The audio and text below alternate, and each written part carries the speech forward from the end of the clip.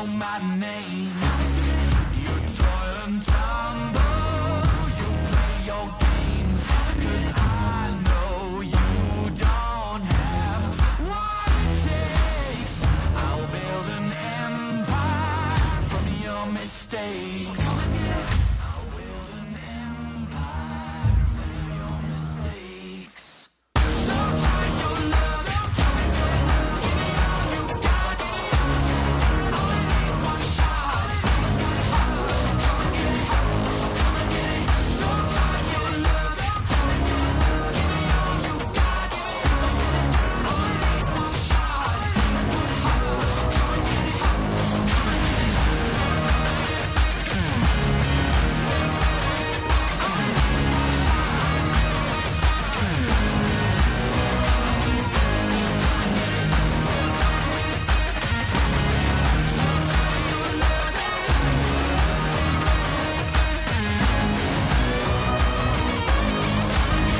So try your luck, so come and get it. Give me all you got, so come and get it. I only need one shot, so come and get it. So come and get it.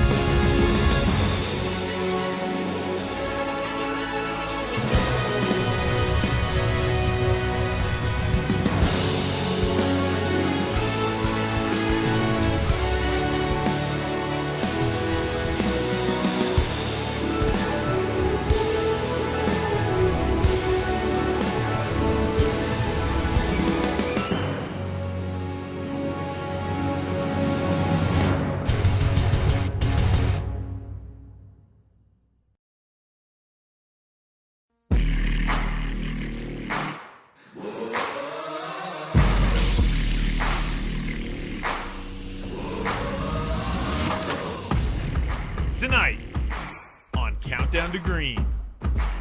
We take a look at who earned their Darlington stripes from the Lady in Black. We talk with the drivers of FGR Excel and Charlotte Phoenix. And we take a look at how you're racing at home with the Logitech Show Us Your Rig segment. All that and more tonight on Countdown to Green. 'Cause we're invincible.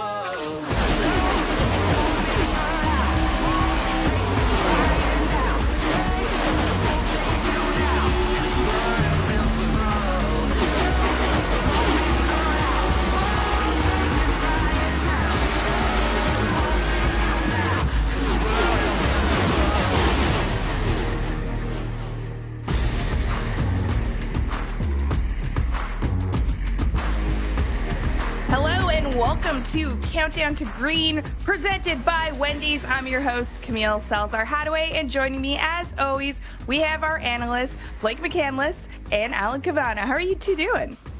Oh, it's so good to be here. So good to see Charlotte without a drop of rain. Camille, Blake, I don't know if you saw the weather in Charlotte over the weekend, but I was a hostage at the track in real life for about 72 hours, all in the rain. It's so nice to be here with you two.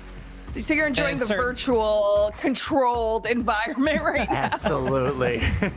Definitely. It's been a rough couple of days weather-wise in the Carolinas, but a good thing that's in tonight, don't have to worry about that. And I think if anything of what we saw yesterday in the Cup Series is going to play out, we got some great racing to look forward to tonight. We do, but before we look ahead, we got to look back at Darlington. The field in the hands of Graham Boland's number 48 Toyota. It's throwback night at the Lady in Black as we say, let's go racing at Darlington. The whole corner kind of gets backed up. A touch, a bit of an accordion effect, and then the 95 tries to come up. It can't fit. Casey Kerwin's gap has closed significantly. It was almost a half second, now it's a quarter second, and Casey dealing with lap traffic. Malik Gray up the road, the last car on the lead lap at a P37. That's an element to this battle. Oh, and a caution is out with 28 laps to go. It is the 43 of Femi Olan. I'm expecting everybody to be coming down to pit road for fresh tires, and this race just turned from a marathon to a sprint. 2 tires for Bowden Zelensky on row 2, and 4 tires for Casey Kerwin on back. Green flag in the air. Caution behind, third yellow of the night. They scatter off of turn number 2. Even more checking up. He gets hit by Kevin King.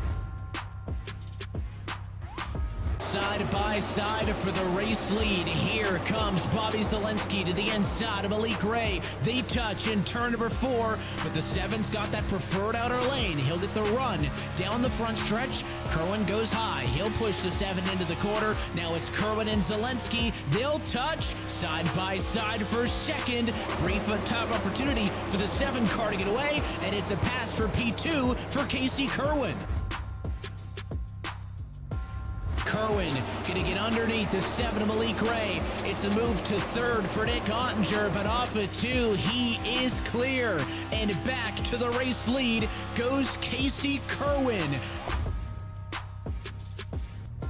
Casey Kerwin, a race winner from 2 races ago at Talladega, gonna get his second win of 2023. Casey Kerwin wins at Darlington.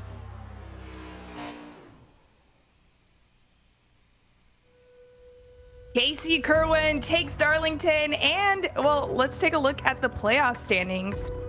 Well, this is how they would be if they were to run the playoffs right now. We still have a long ways to go, but look at Steven Wilson. He's been hovering around that 20th place cut line, but right now in the top 5, you have a whole host of rookies along with Jordy Lopez Jr. and Michael Cozy Jr. A great run so far this year from Malik Ray. And then you can look and see some very experienced drivers in Keegan Leahy and Garrett Maines that for now would be on the outside looking in. And you can see that point gap really starting to stretch out. 27 points at 11th place would be back of that playoff cut line. And looking forward to, this would be relegation. Yeah, the relegation line we'll have to worry about. You can see it there, Blake. I mean, a lot of big names on that list. Too close to the line, really. Absolutely, and a lot of names you could see even down to 23rd, just 7 points back. There's a lot of opportunity for these drivers to try and stay in the series. And notably, Steven Wilson as well is back in it. Top 20.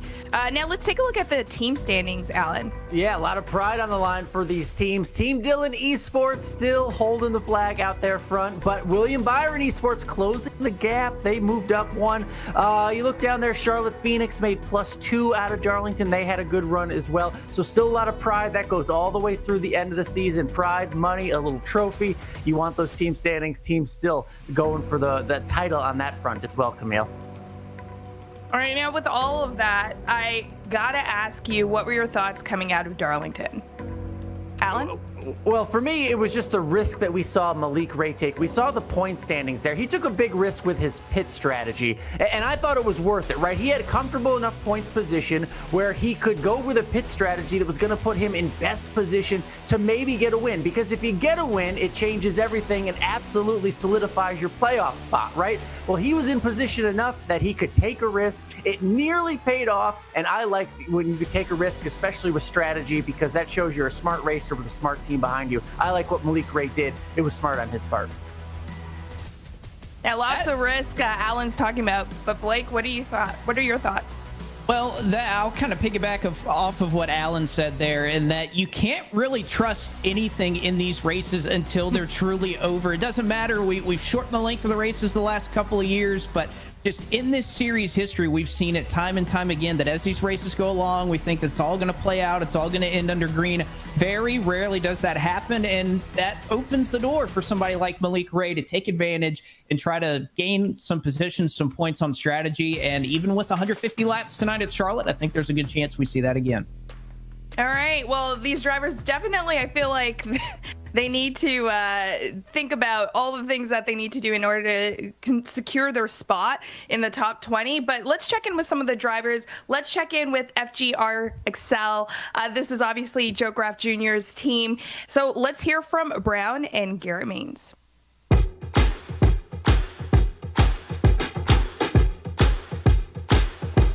I just really like the energy that they brought. I'm really excited to be working for them. They're a great organization, be able to represent them on the track and through iRacing.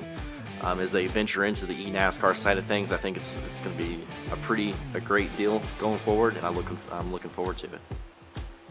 I was really surprised to see them on the list, but I actually was teammates with Joe Graf back in 2018 doing legend racing at Charlotte Motor Speedway for like the summer shootout. So it was really cool to see he got a team, and I was excited to get an offer from him, and ended up signing with him. And Joey Brown's my teammate this year. It worked out perfect. Super excited to get to work with him.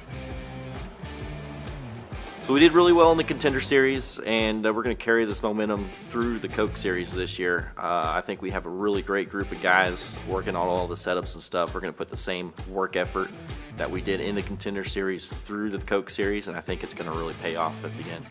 I'm most excited to be back in the series. I was back in 2013 and 2014. Took a little bit of a break, and to be able to race my way back into the series with the level of competition that is nowadays, it's just been a pretty awesome experience. I'm looking forward to getting some wins, maybe competing for a championship at the end, but I think we're going to do really well this year. How did you come up with the idea of the famous helmet cam? Impulse buy. It was Black Friday, and I was like, I've always wanted a GoPro. I was like, can I stream with that? And it turns out you can, so I've been trying to refine the way I do it a little bit, but it seemed to be a good idea. Twitch stream loves it, and it's grown the community a lot, so it's been a lot of fun. So I served for the U.S. Navy from 2006 2012 as an air traffic controller. Was on the USS Nimitz for a few years. I was deployed to Iraq, and I worked with Marines over there as a forward air traffic control, and then came back and worked at Navy Kingsville, the training base down there. So I think being in those situations of high stress, I think that's going to carry over into some of the more stressful parts of being in the middle of a race and making critical decisions and stuff like that. So I think that skill set and experience is going to help me be successful in the series for sure. I have been pretty close a couple times in my short career in the Coke Series, and I really want to get it done. Hopefully, I think this year will be a really good year for us, partnering with the guys at Victory One and getting to work with Joey Brown this year. I think we have a really good opportunity for success in the series, and hopefully it'll be more than just one win. Hopefully we'll be fighting for the championship as well. It would mean a lot to me. I think if we're consistently up front and consistently in the fight for the win, eventually the cards have got to fall your way. You can't get unlucky every week, so hopefully we can be there when we need to be. Hard work and dedication, putting the time and effort into it to get the qualifying speed, the race pace, and just putting everything together. Not making any mistakes and just being solid. Main goal is get wins, compete for a championship at the end. That's what we're here for. I love it. Hard work and maybe a little bit of luck as well. Well, you know who are getting a lot of luck in real life? Well, we have some drivers from the Coke Series that are also getting luck in real life. You got to give us some updates on racing IRL. Blake, let's talk about Vicente Salas.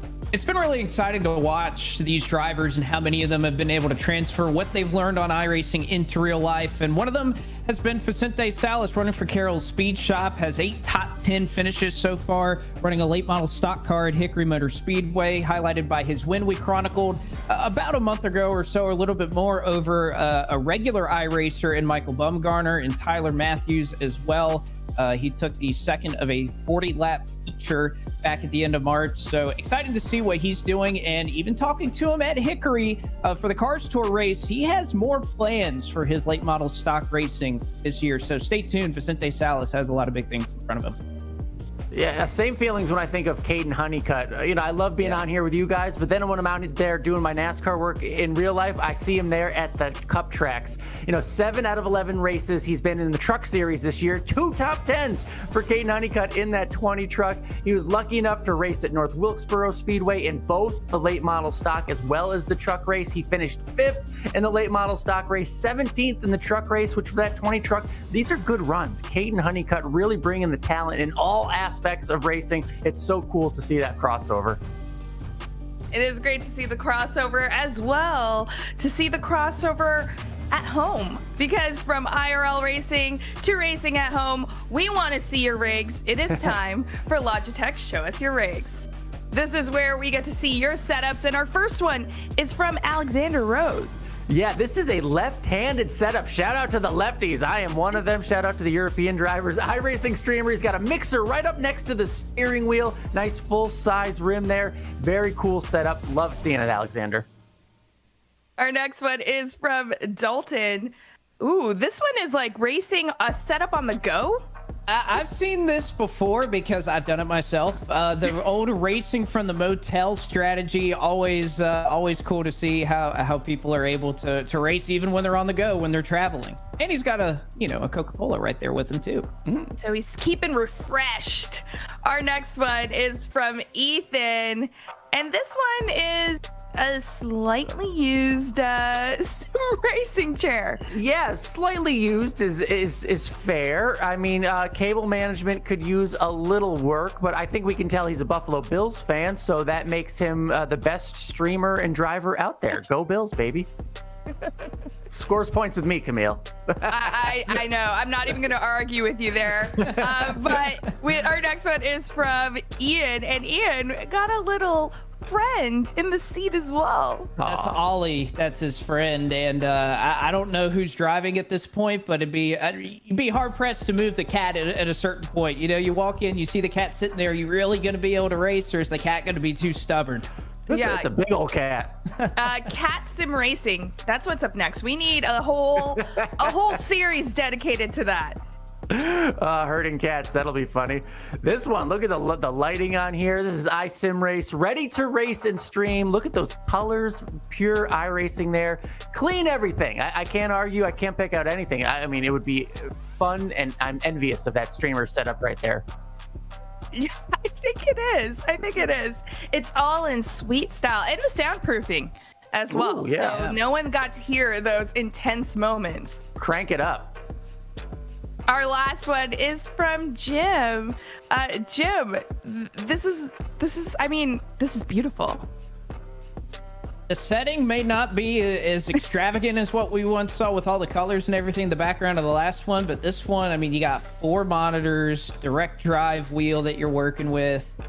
What looks like a pretty comfortable seat. I mean, as far as just being practical for racing, this is about as good as it gets. About as good as it gets, or show us what could get better. Be sure to send us your rigs at home by tweeting us using the hashtag eNASCAR, tweeting at iRacing. Just show us everything because we love to see it. And if you get to throw a pet in there, I mean, bonus points from my end. Easy way to get on our show. Easy way. Now, Alan, we do have a very special Grand Marshal for tonight's race, and you got to catch up with him. Yeah, we do have a special one. It's Skip Hankey he's the CMO of Golden Corral. First and foremost, Skip, thank you for joining us. You are a Navy veteran. Can't overstate the importance of the military and everything you guys do, especially coming off of Memorial Day weekend and what that means to all of us here in the U.S. But first, I want you to tell me about Camp Corral and what it means to Golden Corral to be a part of it. Yeah, well, Camp Corral, Golden Corral was actually a founder of Camp Corral. So service to others has always been a hallmark of our brand ever since it was founded in 1973 by Mr. James Maynard. It was one of our co-founders along with Bill Carl. In particular, being based in North Carolina, our first store ever was in Fayetteville, North Carolina, and our headquarters is here in Raleigh. And as you may know, the military has a huge presence in the state of North Carolina. And so not only is it service to others and our guests every day, but really there's always been a soft spot for the military service members as well as the families that support them. There's a lot of sacrifice that goes on from the husbands, the wives, the kids. And so we started something called Military Appreciation Night. It was actually started by one of our franchisees in the Virginia Beach area named Hugh Odom. He started as a local initiative where he gave free meals to veterans on Veterans Day. And obviously the Navy's huge in the Norfolk, Virginia Tidewater area. And a couple years later, it's been going on for just over 20 years now, we actually took that program national. And so we've given away 18 million free meals to veterans in the last 20 plus years through that program. We wanted to do more. And so Camp Corral actually was started in 2011 by Golden Corral inside the company. It has since spun out and it's its own kind of registered nonprofit, which Phil Kowalczyk, who is the current CEO of Camp Corral. I understand you are interviewing him. And so he can certainly speak to his experience leading that organization, but we kind of were helped birth Camp Corral, and we continue to be very active. We estimate we'll raise about $1 million this year during our fundraising season. And it's really a commitment all the way up to our CEO, Lance Trineri, who serves on the board of Camp Corral. So we continue to be really involved, even though it's not sort of inside our 4 walls. It is a major priority for the brand, and along with Military Appreciation Night is one of the 2 big pillars for how we support military service members and their families. Well, thank you so much for all that you guys do. Good luck tonight in your role as Grand Marshal. And Camille, I can tell you, I married into a career military family, and to hear all the support that they're able to give members of the military, that's very special. It's honestly amazing what NASCAR has been doing and what everyone involved in the community has been doing to support all different communities. But now it's time to check in with other drivers from the series. We're talking about the hometown drivers. Let's check in with Graham and Femi.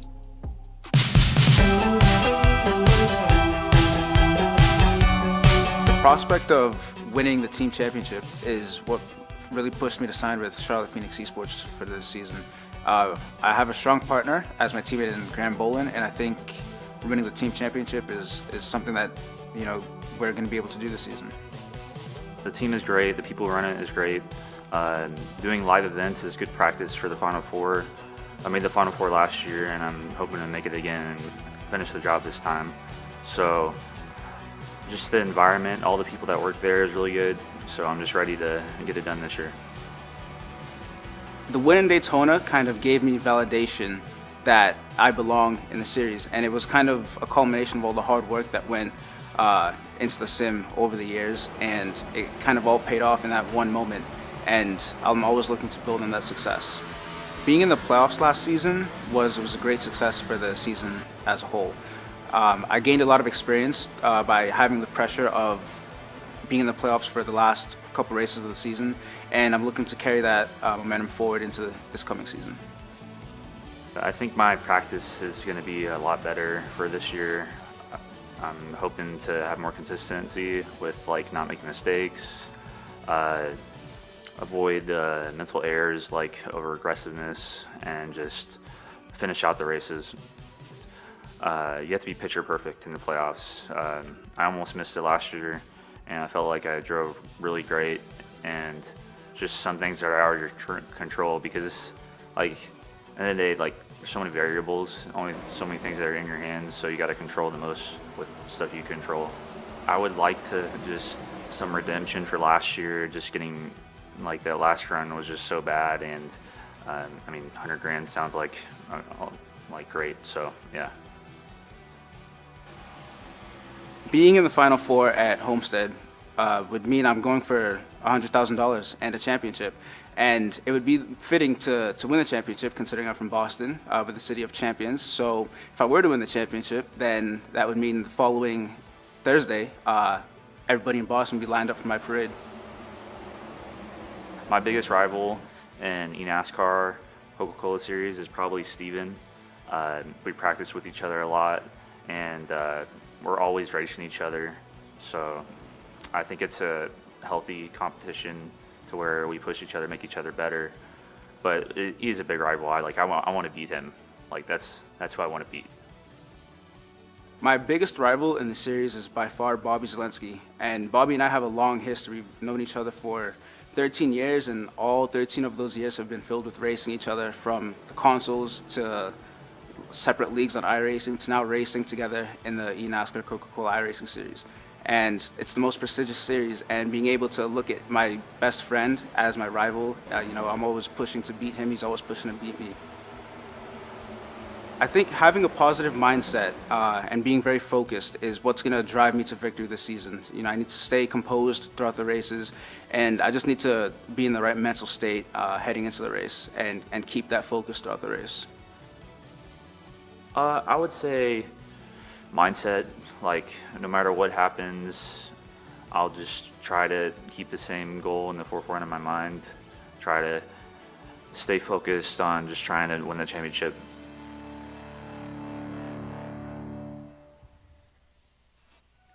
Stay focused on how to win the championship, and that's what these drivers need to do going into Charlotte. So, Alan, what can we expect? What are the trends of Charlotte? Well, we've been doing this for a few weeks. Let's look at these trends at Charlotte, because Charlotte's important. Charlotte is the home track, right? It's the final of the 5 tracks we've raced at every year since 2010. Daytona, Richmond, Vegas, Darlington, and of course, Charlotte. So it's a big one to everybody all over the place in every racing series. Only 2 drivers have ever won from the pole here in Charlotte. Joey Brown back in 2013 and Kenny Humpy in 2016.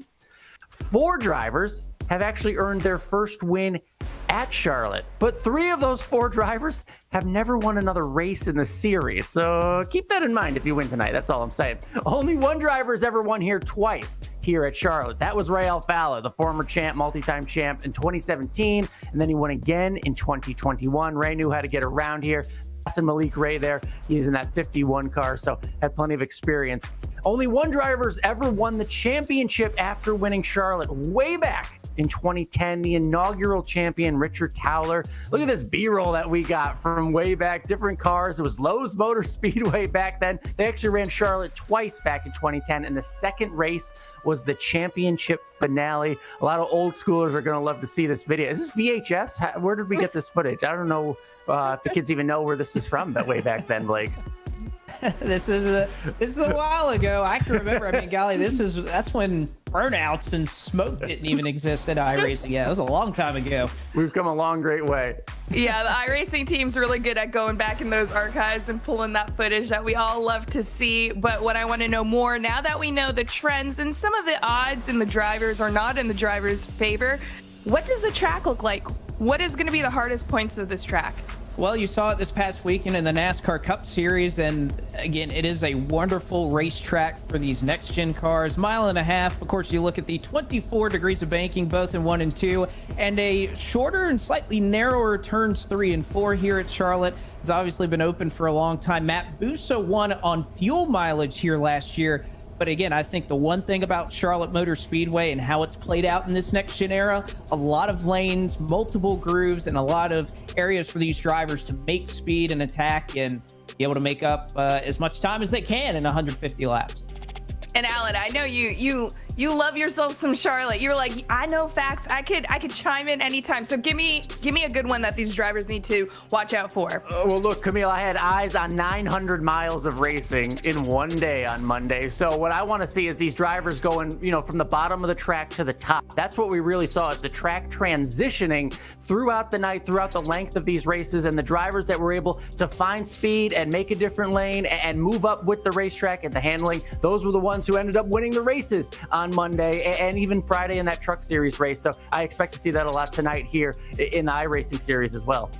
All right, well, speaking of going from the bottom to the top, I'm hoping to do that with my picks. So let's talk about our picks for tonight. Blake, kick things off. Well, I'm going to kick things off here with a bit of, I won't call it an odd pick. This driver, I think, is going to do it solely based off of what he was able to accomplish at Las Vegas Motor Speedway, driving from the back to the front. I think if he has good track position tonight, Kevin King driving a paint scheme that he designed with that Dale Earnhardt Jr. National Guard throwback scheme with lead for billiard supply. I think Kevin King gets his first victory in about 8 years in this series tonight. All right, well, we're hearing from production. He just kind of wrecked in practice, so... It's practice. It never counts.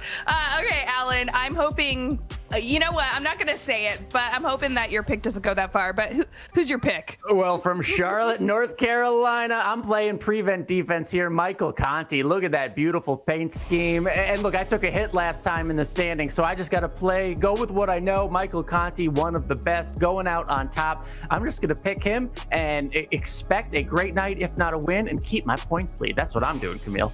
Yeah, Alan, I feel like you're playing a little bit on the defensive and going with the safe picks. I'm going with the wild card. We're going with Wilson. Steven Wilson, we hear he's he's now in top 20. And then we heard Graham Boland talk about how he's his rival. And you know what? I'm just hoping that he brings the points for me. Throwing spaghetti at the wall here now at this point. Trying everything. We got 3 different drivers. I like our picks. All right, and we just heard in that the pole sitter is Garrett Lowe. Does that surprise you, Blake? Not really. I mean, Garrett Lowe, he's been running at Charlotte Motor Speedway on the Legends Oval for quite a bit of time. So no shocker to see him do it at the 1.5 miles around this racetrack either. How about you, Alan? Yeah, I mean, unexpected. I would think there would have been some other names, especially some of the winners that we've seen so far this year. But Garrett Lowe could be another one of those that puts himself in the playoff position. I'm thinking about Malik Ray, too. Malik has come so close here at Charlotte before. Came close at Darlington. Great strategy. A lot of people rooting for Malik Ray tonight because they think he'll finally get it at Charlotte. Well, you know what I'm rooting for? A good time. I just want all the drivers to have a good time. I think at this point, too, I'm just trying to play a good sport and hoping good karma comes to me for my picks. But from all of us here on Countdown to Green, presented by Wendy's, we hope you enjoy the race. Be sure to stay tuned right after this break because it's the Coca-Cola iRacing series.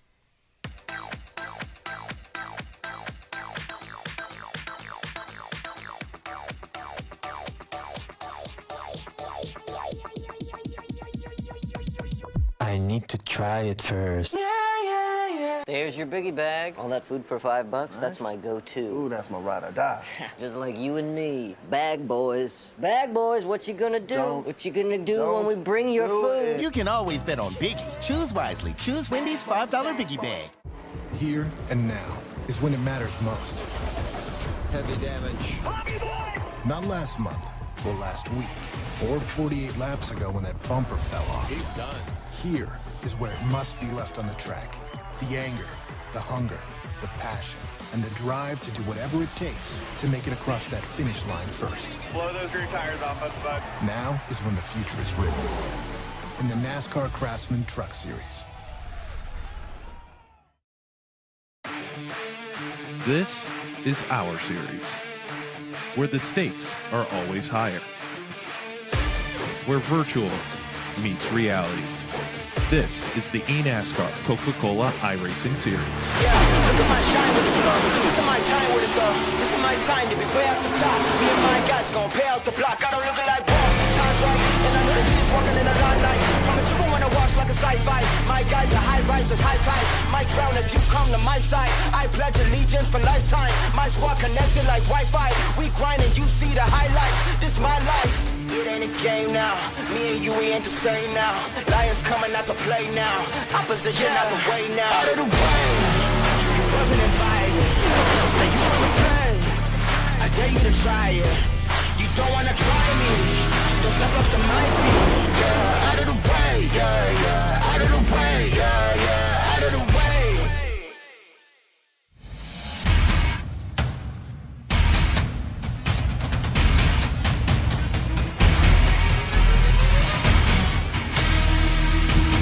The road to $300,000 passes through America's home for racing.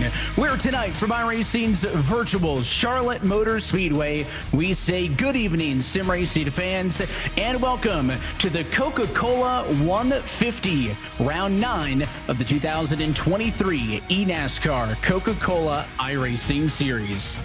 And we're happy that you're with us, as always, on a Tuesday night alongside myself, Evan Pasoko, joined as always by Blake McCandless. And Blake, it's been a long week at Charlotte, but I hope you got another 150 miles left in you, because it is time for the stars of the eNASCAR iRacing Series to go at it here tonight. Well, I certainly do, Evan. This is one of my favorite races to look forward to. It's one of my favorite tracks to drive on the service at all. It's a very multi-groove racetrack. These drivers had a lot of options in front of them.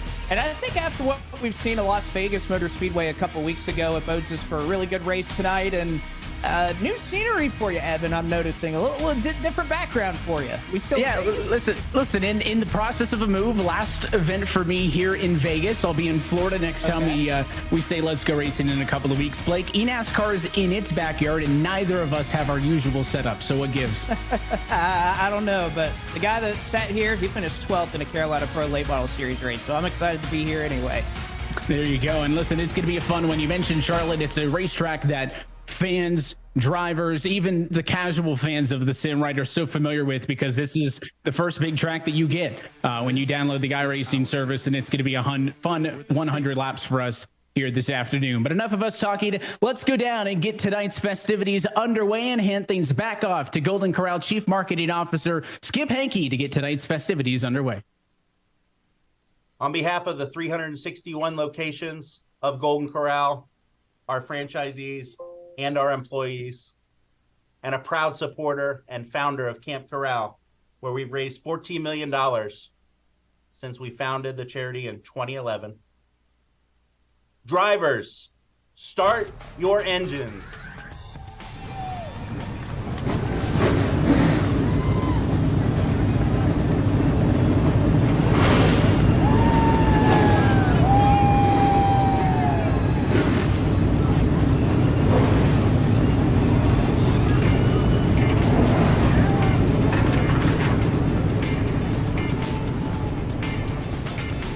And let's take a look at your Coca-Cola starting grid. Garrett Lowe is on pole position. He'll be joined alongside by the number 77 of Ryan Doucette. Continuing through the field on the row 2, Keegan Leahy, the 2311 Toyota, going to be alongside the front row 38 of Michael Cozy Jr. in 4th. Row number 3, we'll see Corey Vincent in the 2 alongside Matt Busa in the 97. That's the William Byron Esports entry on the outside of that row. And then it is the Team Dillon Esports 33 of Tucker Minter alongside the Tony Kanani Sports 66 of Tyler Gary on row 4. Row number 5, we'll see the Gina Motorsports 88 of Kevin King alongside the 2nd of the William Byron Chevrolets, the 25 of Nick Ottinger starts in P10. You look back outside the top 10, you'll have Michael Conti alongside with Jordy Lopez Jr., Team Dillon, and JR Motorsports represented there. Inside of row number 7, we'll go to Dylan Alt for Latak Esports and Casey Kerwin, your defending winner from Darlington for XSET Gaming. Inside of row number 8 sees Timmy Holmes for RFK Racing alongside and just behind his XSET teammate is Ryan Luza, starting in the 16th position.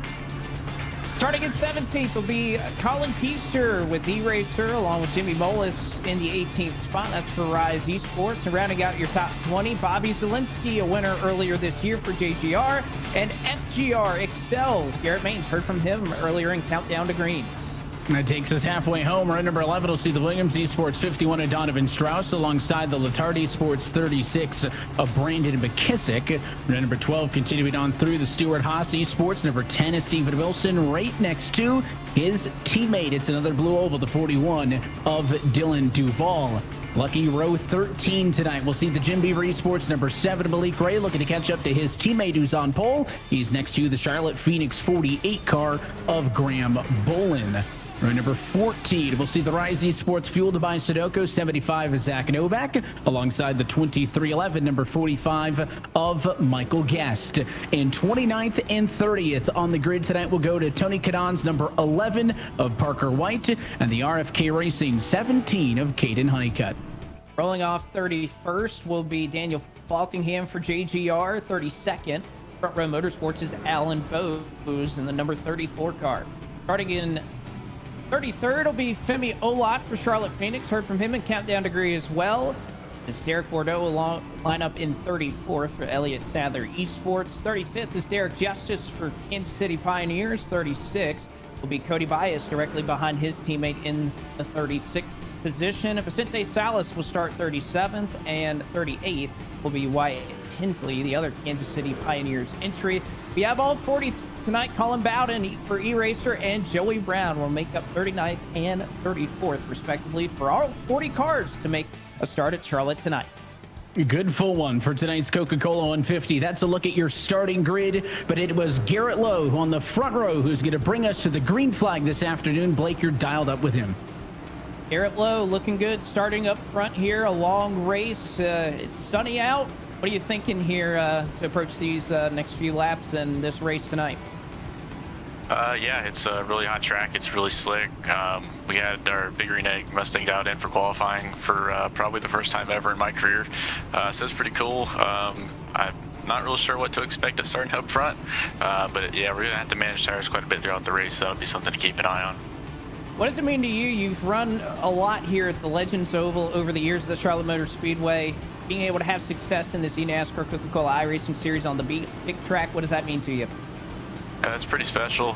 Charlotte's always one you have on the bucket list, especially when you live this close to it. Just glad to be able to pick up a pole, especially here, and then hopefully we're going to park in victory lane later on tonight. See if the Gastonia native can do it. Good luck, Garrett. Thank you.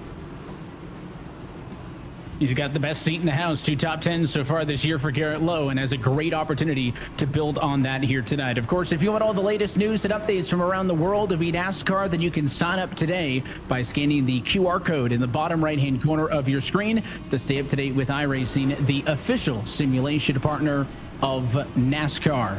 Round number 9 of the season here tonight. We're getting that much closer to talking about who those 10 drivers to fight for the championship will be. It's a pivotal one tonight. Blake, walk us through it as we take a look at a race analysis presented by Wendy's.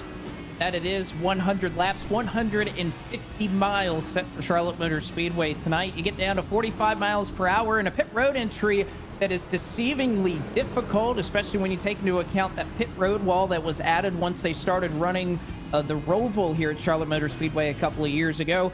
3 sets of tires available, so about 25 sets, or 25 laps rather, per set that you could have tonight. And that fuel window should be pretty straightforward tonight. Can go just past halfway or so on a full tank of gas, so should be a one-stop race tonight. However, Matt Busso, your winner last year, did it on fuel mileage, so could be something to watch here tonight.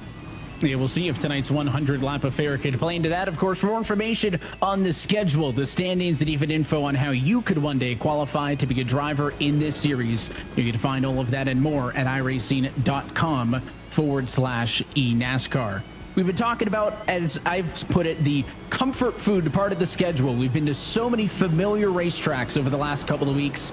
The Talladegas and all the other ones, the Vegases and Darlingtons. Well, Charlotte, no different. We've raced at this racetrack every single season in the history of this eNASCAR Coca-Cola iRacing series.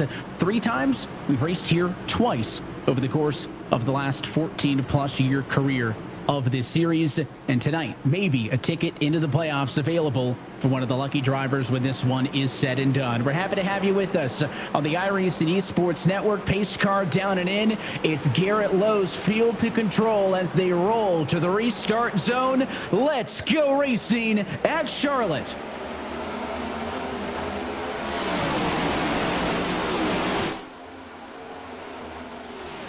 Good jump side by side. First time to 1 and 2. It's Doucette on the outside, Lowe on the inside. In fact, almost nobody's split up as they're in restart order off the 2 and Doucette into the outside wall. Got really tight there off the 2. Again, this track, hot, slick. Doesn't look like there's a lot of rubber laid down just yet. But lucky that you said it didn't cost him even more than that. Just a little scrape off the wall. We've seen that a time or two, and especially if you watched the Cup Series race yesterday, I think we're going to have to look more at the exit of turn 4 than turn 2. We saw a lot of action, even some suspensions happening as a result of contact off of turn 4 in the Cup Series race. Yeah, it was a fun one and a notable one. We'll see how this one plays out as those top 3 or so have been able to get some separation. First bit of side-by-side you see down on the inside of the racetrack. The person making moves, the 33 of Tucker Minter on the inside.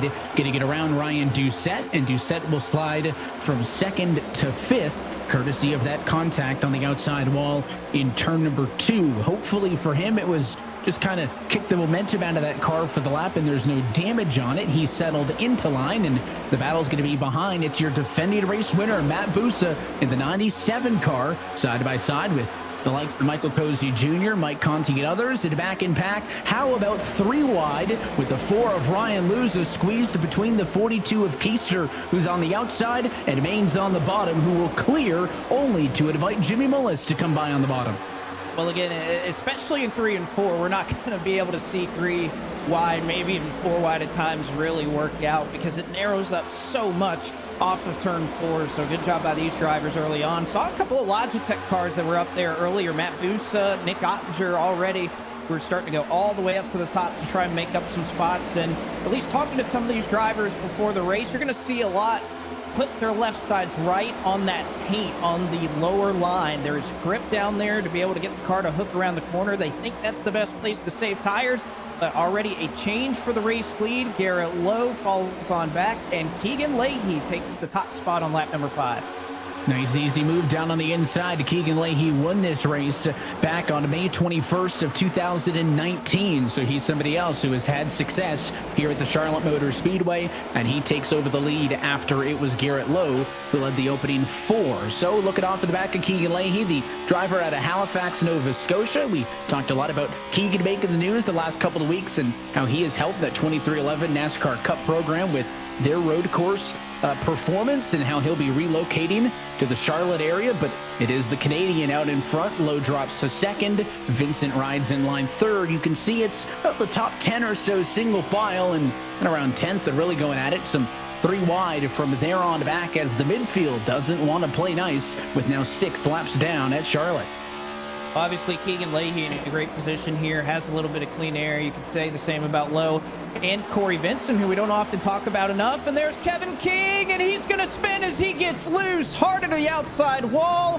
And Kevin King on lap 7. We'll see if anybody else tags him. It appears no, but King may have had a bobble. Again, on the apron, this car gets a little bit upset if you don't hit the bottom perfectly in 1 and 2, and you could see him fighting as he was 3 wide. He probably collects that if they're just side by side, 2 cars, but 3 wide. You could see him chasing up the track and tried to spin pretty much out of the way of everybody else to avoid contact.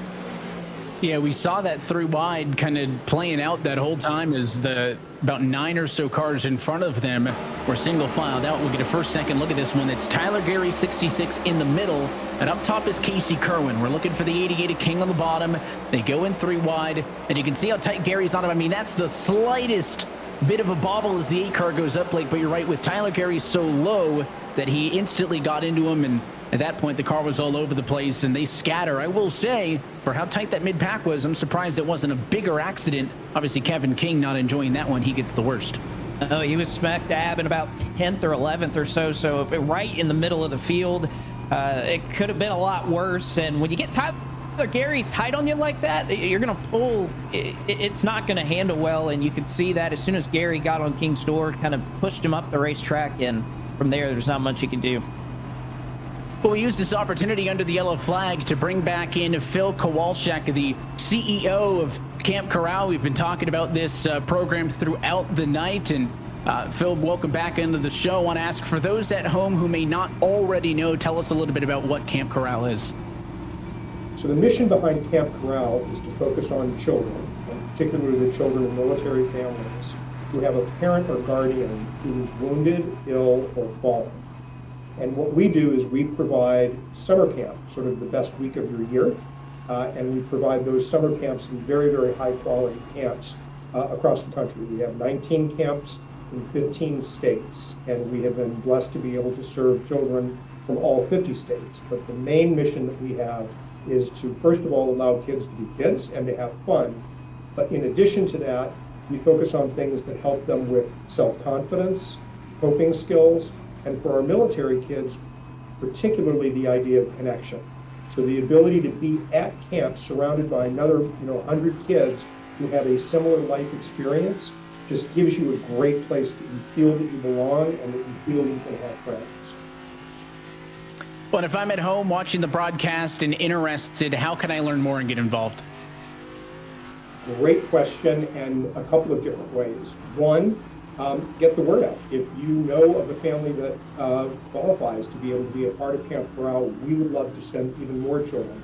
This year our goal is to send almost 3,000 children, but we know that there are almost 2.3 million children out there who can use a great opportunity like Camp Corral.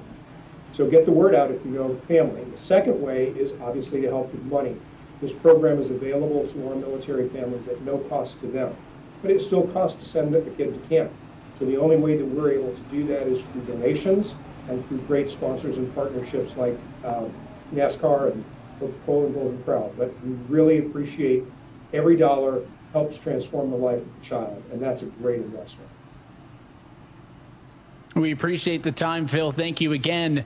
Phil Kowalczyk, the CEO of Camp Corral. And again, if their mission statement applies to you and you want to get involved, feel free to get in touch. Also, if you want to donate and help send kids to those camps, again, that's Camp Corral for more information. Blake, we've been keeping an eye on the action while I was talking with Phil there under the yellow flag. Looks like at least amongst our race leaders, no takers. Not too shocked by that at this juncture in the race. And it's going to group everybody back up. Leahy going to be on the inside, low to the outside. A restart coming up with still 90 laps to go. Yeah, entirely too early to give up all your track position.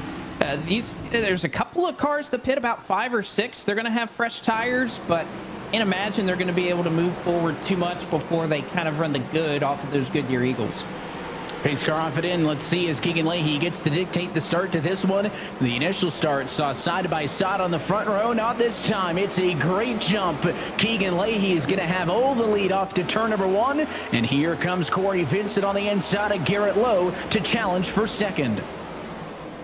Tell you what, Corey Vincent is a driver that we just do not talk about year by year, race by race in this eNASCAR Coca-Cola iRacing series. Is always smart with his moves, always consistent. And I think starting this far forward, especially for him, because he's always hanging around just inside, just outside the top 10. I think this is a big opportunity for him to make a big statement and try to go to victory lane. It's a good-looking Knights paint scheme on that number 2 car as he takes over the number 2 spot. You look off behind him. The battle is going to be for 3rd to 4th position as Michael Conti sporting the patriotic colors on his Junior Motorsports Chevrolet tonight. Challenging on the inside of Garrett Lowe. Lowe using that banking off of turn number 2 to get the upper hand into 3. Conti tosses it off into the corner to get the advantage in and out. So Conti to 3rd and keep it with tradition. 3 wide in the pack. It's the 6 car of Timmy Holmes in the center of all of it. That's a terrible spot to be in. At least if you're on the bottom, you feel like you're saving tires. If you're on the top, you can usually use that momentum. As you'll see Jimmy Mullis just get clear of Timmy Holmes. Yeah, that middle is going to be about the worst spot anytime you see 3 wide. You either want to be on the very top or the very bottom, it seems. Looks like they're able to safely navigate it this time through. As you jump on board and get the perspective of Zach Novak, we've been talking all year about the special paint schemes that this team has been running, and it's another good one for Zach Novak tonight, the driver out of Clinton, Connecticut, sporting the Sunoco colors on his Chevrolet. And again, not the only one with some special military and patriotic themed paint schemes tonight. It's a good looking 75 car, and he's hoping it looks good in victory lane. He's got a ways to go though. Right now, P20 smack dab in the middle of the field. Yeah, that's an awesome. That's like a 2009 Ryan Newman U.S. Army throwback right there. Again, all year long they've been killing it with the paint schemes. So shout out to Rise Esports. We love seeing all the throwbacks that you're able to come up with every single race. It's awesome. Up front, Leahy uncontested from the start of, I guess I should say the restart from this race. He was able to get out to the early lead. He sits fine. No battling inside of your top 3. Just look how tightly condensed most of the field is as they rip off a turn number 4 this time. That's going to put 15 of 100 laps in the books. And there's a challenge looking to the outside. A couple of rows back in traffic is get pretty tight off and into the turn. The 66 car, Tyler Gary's up on the outside. You got, who's at the 4 of Luza up high behind him, and a couple more cars now going to join the party. This race was great, admittedly, last night, and I guess I should say yesterday afternoon in the Coke 600. These next-gen cars have been putting on a show at these intermediate tracks, and looks like both lanes working so far here tonight. That's allowing the 18 car of Bobby Zelensky up on the outside of the racetrack to stay side by side with Tyler Gary as the 66 goes from the top to the bottom and tries to play some defense in that Micro Center Toyota.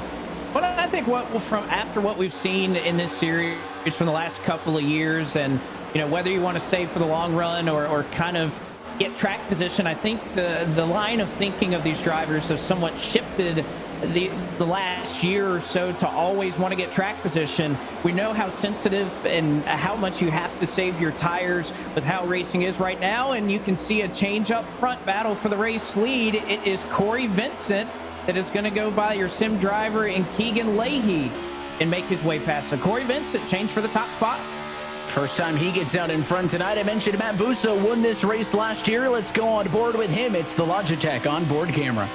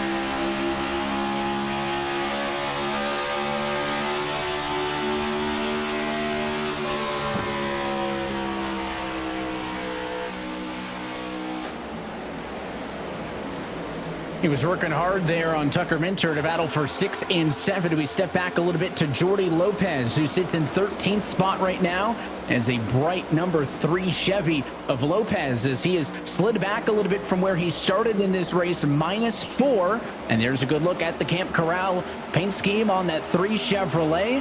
Cannot miss that one on track for sure. And a couple of good-looking cars. Colin Keister right there in the Wendy's Chevy looking to the inside. It's a battle for P15 and 16. Keister going forwards. Lopez going backwards as they come off of 4.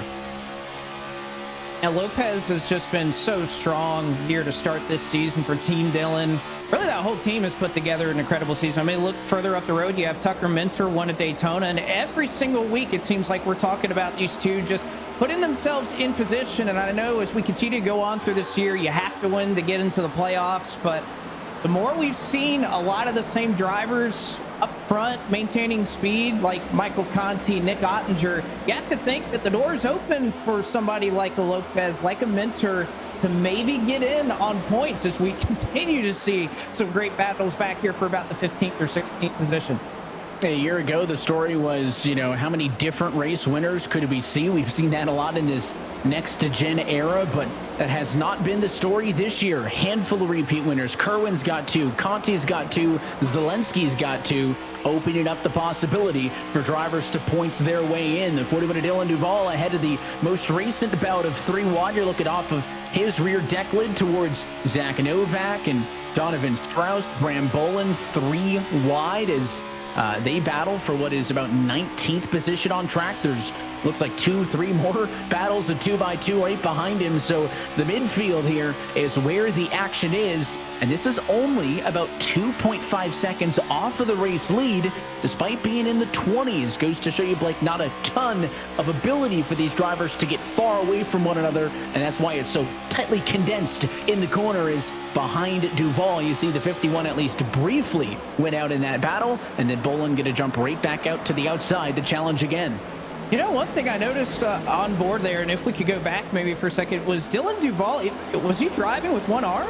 I feel like I saw he was just driving with one arm. It was just his left arm. His right arm wasn't even on the wheel. Yeah, I don't think he's raising his right arm at all. If he's doing the one arm, then hats off to him, Dylan Duval. I know sometimes you'll see drivers not keep the hands at 3 and 9, for example, to kind of cheat for how much you got to turn through the racetrack. But it looks like he may just be pulling it with the one arm if that's the case. Maybe occasionally bringing that right hand up when they get into the corner.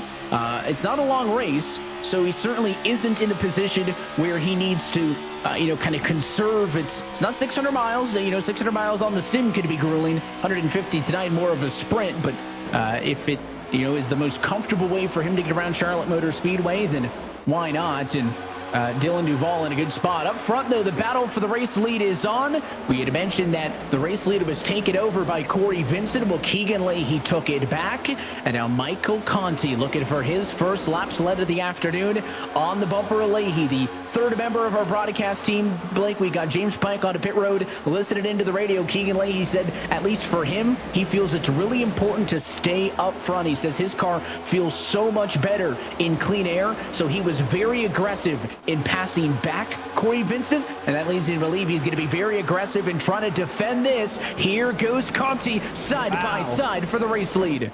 Side by side, but not for long. What a great drive through the center of 1 and 2. Michael Conti gets back to the lead. He'll pull Corey Vincent along with him, and now Vincent may take a peek down to the inside of 3 and 4, but this just feels like a type of race. I know we talk about Michael Conti and how good he has been in this next-gen car with this next-gen era.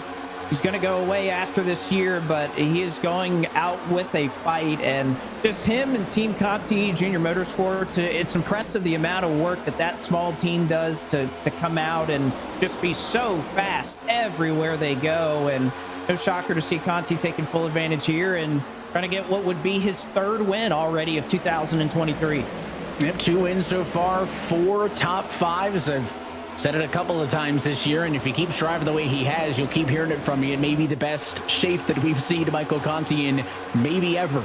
In his farewell swan song season, the champion from back in 2014 wants to get back to the top of the mountain, and he's right now putting up a good case for it. Vincent gets back up front. Vincent going to lead for a moment. Conti wants it back. He'll cross back down to the inside, and we'll go side by side again for the race lead. Conti started 12th. Nick Ottinger sits right there in 3rd. He started this race in P10, so a lot of drivers who weren't top 5 speed in qualifying in the mix for the lead. Vincent leads at the line. Conti gets a bit of a shove for the 25, and they go head-to-head again.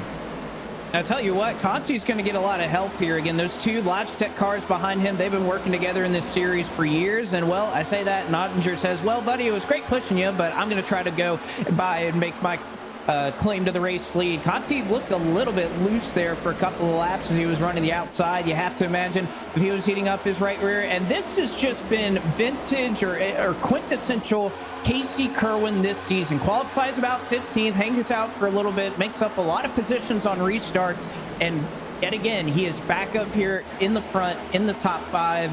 it's incredible not only the improvement that Conti has had this season, but even Casey Kerwin, your defending series champion, who again has only continued to improve, is now he'll make it 3 wide just behind this battle for second. Conti trying to hang on for dear life there, but it's the 33 car who's going to put it into it. Tucker Minter will push the 95 through on the right-hand side of your screen. He will aid the 95 of Kerwin in clearing Conti, then he'll go right back underneath him and try to make the pass for himself. So top 3, single file, Vincent, Ottinger, Busa, then the battle for 4th. It's a short one as Kerwin's able to shake off the challenge, and Tucker Minter will slide in line in the number 5 spot. Biggest mover, Garrett Maines, up 13 spots. He's not that far back into P7 either, so there's a lot still to be decided as we go outside the top 10 and take a look at Colin Keister fighting with the 18 of Bobby Zelensky for P11.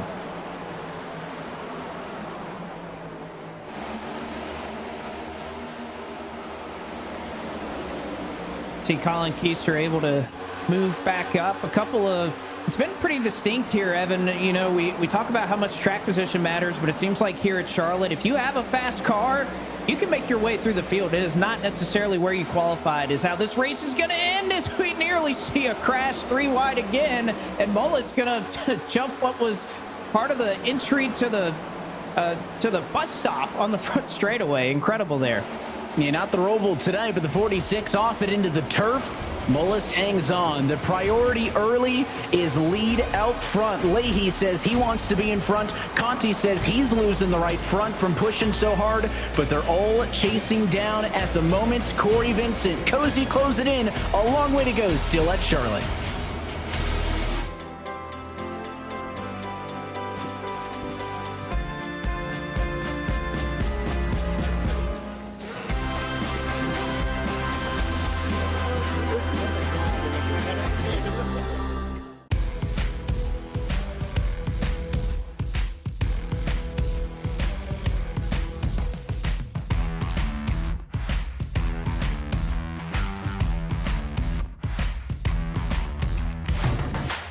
There's your biggie bag. All that food for $5, that's my go-to. Ooh, that's my ride or die.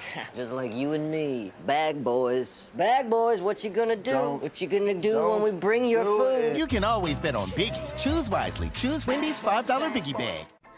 May is Asian American and Pacific Islander Heritage Month. NASCAR is committed to empowering the AAPI community in the industry and beyond. From Hideo Fukuyama, the first Asian driver to compete in a NASCAR National Series race, to Kyle Larson, the first Asian American to win a NASCAR Cup Series championship. Milestones like these continue to drive our sports future, and we are proud to celebrate them all year long. There's a thin line in the NASCAR Xfinity Series between winning and losing, between being the future and being past, between headlines and tailspins, between making history and being it, between the sweet taste of victory and the fumes of defeat. In the NASCAR Xfinity Series, there's a thin line between being a name they know and being a name they'll never forget.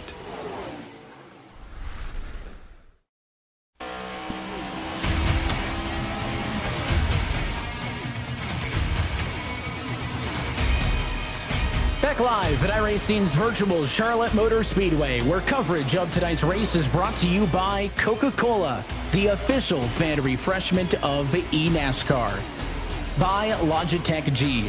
Through design, engineering, and a love of driving games, Logitech G takes racing simulation to another level. Logitech G, the official wheel and pedals of the eNASCAR Coca-Cola iRacing series. By Wendy's. Wendy's Biggie Bag comes with your choice of JBC double stack or crispy chicken sandwich, plus 4-piece nugs, junior fries, and a small soft drink. So stop by today and bet on Biggie. And by NASCAR. May is Asian American and Pacific Islander Heritage Month, and eNASCAR is proud to recognize the accomplishments of past and present icons within the sport. The contributions of many to the sport should be celebrated as they help fuel NASCAR's past, present, and future. We are closing in on halfway home in the Coca-Cola 150, the 9th race of this 2023 eNASCAR Coca-Cola iRacing Series. And after swapping out the race lead a couple of times since the restart, Corey Vincent is hoping Blake McCandless that he's got his feet underneath him, but Matt Busa, defending Charlotte winner, closed it in, looking for his first lap sled of the night as those top two pull away just a little bit from the battle of third on back. Certainly what Busa is looking to do. Of course, Corey Vincent has the benefit of clean air, but you have to wonder for all of these drivers, we're starting to get close to where you're thinking about green flag pit stops approaching halfway. You could make it to the end if you were to pit now on fuel. So that's obviously going to become part of the equation, as well as where do you want to pit? Do you want to try and shortcut it a little bit and gain some track position? Or with how powerful we've seen the draft really be these last, or at least just this entire race, and how the leader can't really get away, do you want to try and take those tires later and let the draft catch you back up? Something that I'm sure these drivers and teams are talking about at this point. There's a good look at the drivers first and second right now, and you can see all of those fine wheel inputs kind of back and forth. Corey Vincent not just pointing and shooting off of the corner, trying to kind of walk and wheel that car through the turn. Matt Busa maybe glancing over at his fuel numbers. James Pike on pit road mentioned that Busa's team had been discussing earlier in this race that maybe they want to be at the start of this pit cycle. Of course, the first cars in will get fresh tires soonest. That means that you're going to instantly make up about a second and a half. That's the fall off we've seen, fresh tires to where we stand now. Of course, if you pit earlier, though, sure, you're going to get the fresh tires sooner. Your tires are going to be older than anybody else's come the end of the run. Battle for the race lead still at the top of your screen. Bottom half, the midfield. They continue to go at it. It's a fight for 19th spot. You're looking at that purple 69 Colin Bowden. He's side by side with the 18 of Bobby Zelensky. Well, I got to say, Colin Bowden is really fast tonight. Remember, he started all the way back in 39th and is already up to 20th here, just about at the halfway marker. So Colin Bowden, I don't know how many times we get to mention that the nights that he is really good and he is really quick, he just doesn't seem to have the track position. And when he does have the track position, it's usually a little bit of bad luck that goes against him. So maybe if he can grab a yellow here or two and allow this cycle to play out afterwards, he could end up with a top 10 finish. But an impressive drive for him so far from the back of the field. And up front, you saw it. Matt Busa makes the pass on Corey Vincent. And we have a new race leader as the 97's in charge off of the front. Also, just to mention that battle at the bottom of your screen, a lot of big movers. 4 cars did not take times in qualifying. They're all big ups. And the 14 car sideways and into the grass. Joey Brown comes back. It's a huge crash at lap 47. And our second yellow of the night is out. And that was all around Kevin King, who had been, he went a couple of laps down as a result of some of the damage that he had. And again, off of turn 4, there's so little room when you're exiting turn 4 here at Charlotte. They try to go 3 wide around the slow car, and just before green flag pit stops commence, this caution comes out. And even I think a couple of drivers had made that trip to pit road. I think Zach Novak was one of them that decided to pit early. Unfortunately, that strategy not going to work out for them tonight. I'm showing Novak as the only car, I think, who is pitted on this cycle, and that's going to be a tough break for him. And maybe I'll take some partial blame because one of the drivers I was about to recognize for making up spots was Joey Brown. I mean, he, along with Vicente Salas, Wyatt Tinsley, and Colin Bowden, did not take times in qualifying, so they gridded up 37th through 40th, and they had all raced their way up into those low 20s, high teens or so in the midfield. They were all making significant gains. And then, of course, the incident happens right around them. This yellow will take all of the question is out of that potential green flag cycle because everybody's going to pit under the yellow flag here, and they will have plenty of fuel to go the distance with a little bit extra as well in the event that we have overtime. Of course, if there is a later yellow, though, tires may influence the decision for them to come back down. But as things stand, could be the final trip down pit road tonight. It is wholesale service for everybody. Let's take a look, though, at this accident. And again, Kevin King was in the middle of all of it. They're 2 wide, and for a moment 3 wide. I just don't think the 14 knew that King had to yield there, Blake, to a car up high. Just came up too high, got into him, and just couldn't keep it down into the grass, and comes up and takes a couple more cars with him. Yeah, Derek Bordeaux involved in that as well. And You know, how much these cars get really upset when they're hopping across what is the artificial turf here on the front straightaway.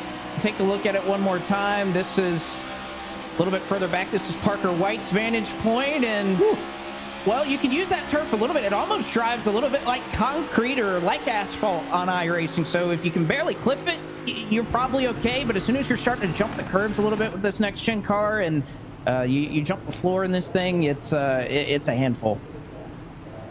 So it is 4 tires and a fuel throughout the field. Matt Busa is able to maintain the top spot. So he will be first in, first out, 14.8 seconds in the box. 14.7 for Vincent, good enough to be the second off of pit road.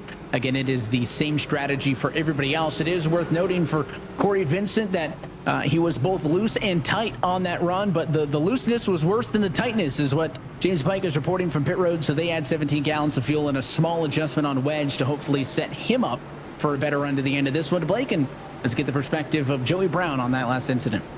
Joey, you're tight there coming off of turn 4, a little bit of contact made. What kind of happened there from your vantage point?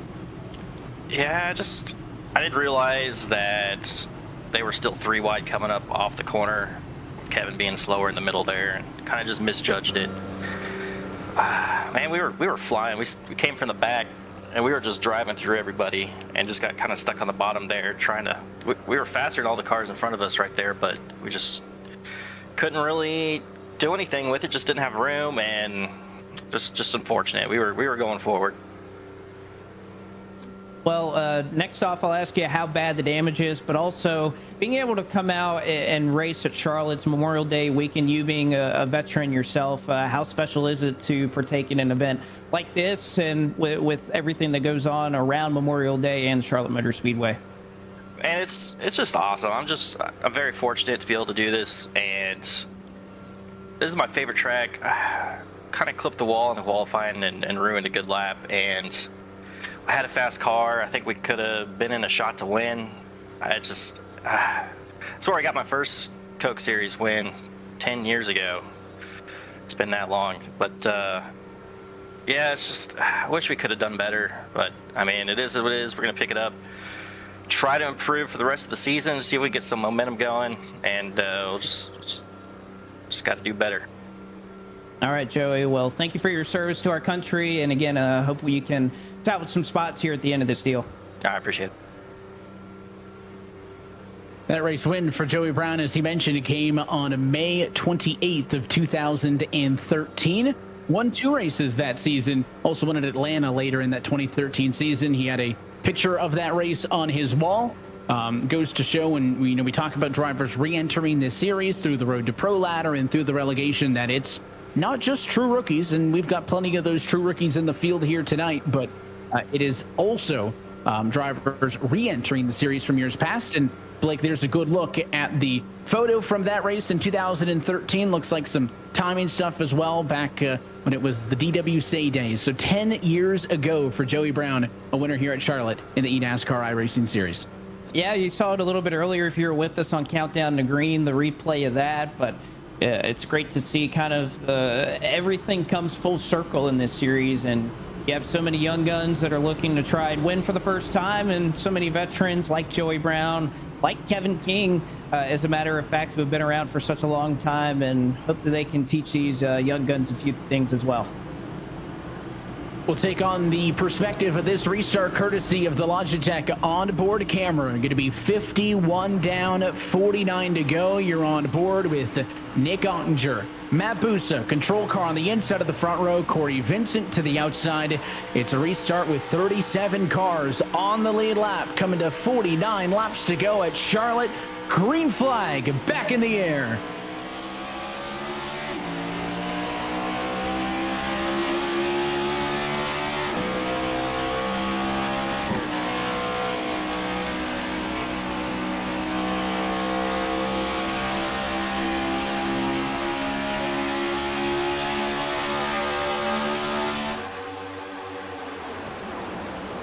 They single file it out inside of the top 3, but that's about it, because side by side throughout the rest of the field, they're all chasing P1, Matt Busa, and now P2, Nick Ottinger. It's the highest he's been all race. Well, you can see the benefit of being teammates as you can't put your hand out the virtual window and count down a restart, but you can sit in a Discord channel and give your teammate a countdown. That's exactly what you saw there for William Byron's Esports as Busa, Ottinger able to move forward and clear Corey Vincent. That's one thing that Vincent's going to really struggle with, is not having the friends up here with how dependent this car has been on the drafting that we've seen tonight when everybody is running on the short run. That's going to hurt him a little bit. It was a good look at the patriotic colors on Tucker Minter's car tonight. It's a good looking entry as he sits in P8 on the inside of the racetrack, the Global Industrial Chevrolet. Again, a lot of those patriotic colors on the cars tonight. You can see it for the 46 of Jimmy Mullis and many others. There's another on the 38 car, Michael Cozy Jr. He is right now the third highest running rookie, and he's P10. He's in a bit of a group of rookies here. Jordy Lopez, Tucker Minter right around him. They're all fighting to be the best of the rooks, and on that 3 mission of Jordy Lopez, the Camp Corral colors, tries to come down, couldn't do it the first time. Second time, more successful. He'll come down, shut the door, and take that spot away. As you can see now, the 12 car, the latest challenger up on the outside of the racetrack, is, again, this midfield is awfully messy and exciting. These race leaders just cannot get away from each other as Maines is doing everything he can to shake off Jimmy Mullis in a battle for P3. Well, where did these two come from? We know Garrett Maines has been moving forward the whole night, but I thought we were just talking about Jimmy Mullis. He was back there battling for 15th, 10th not too long ago.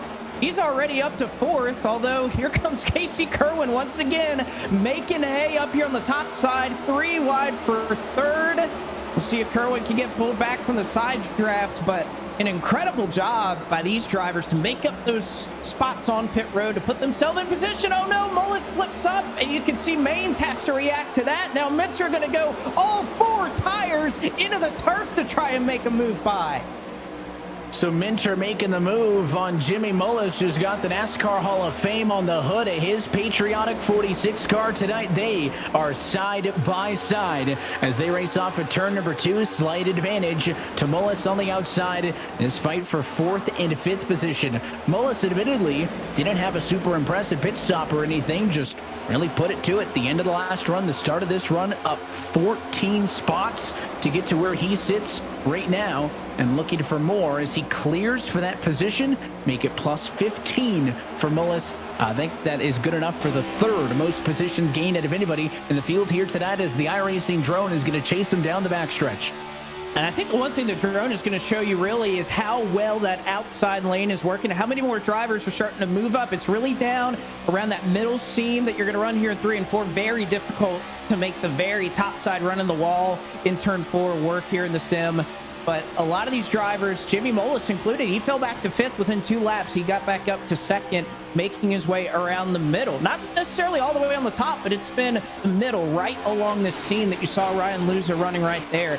That has been the lane to go to try to make passes. Now we saw Conti running that lane a lot during that first run. He fell back to 12th before that caution came out when he was battling for the race lead a little bit earlier. So it's going to be the push and tug of how much you want to push, how much do you want to save your tires, as 3 cars nose to tail. And here comes Jimmy Mullis to the outside looking for the race lead. Jimmy Mullis trying to get his first lap sled of the afternoon. We had 4 different race leaders in this race 1 year ago. And if Mullis can get it at the start-finish line, he'll be the 6th different in this one. Clear for the race lead. Jimmy Mullis has completed the charge from 18th on the grid to the race lead with 41 laps to go at Charlotte. He is in control now, and Kerwin going to go quick to the outside of Matt Busa. He also yet to lead a lap tonight, up 12 spots in his own right, trying to chase him down as you take a look on the board with those drivers on the bottom. Of course, Casey, championship trophy front and center, looking to defend his 2022 championship again here this season.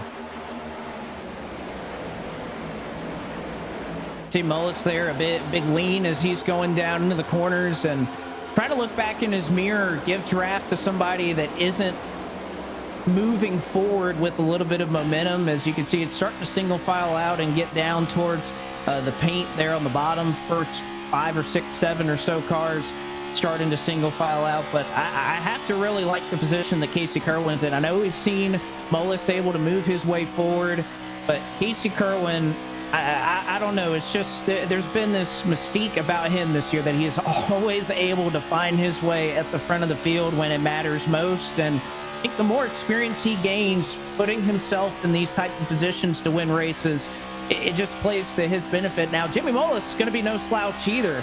Former series winner many times. It's not going to be easy for Kerwin to try to get that job done.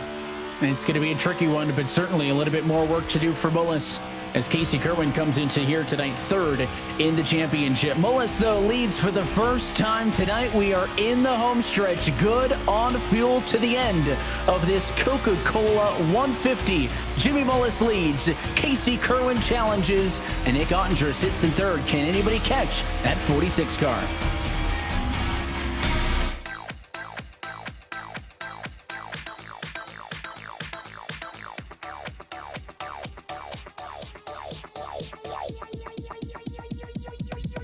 I need to try it first.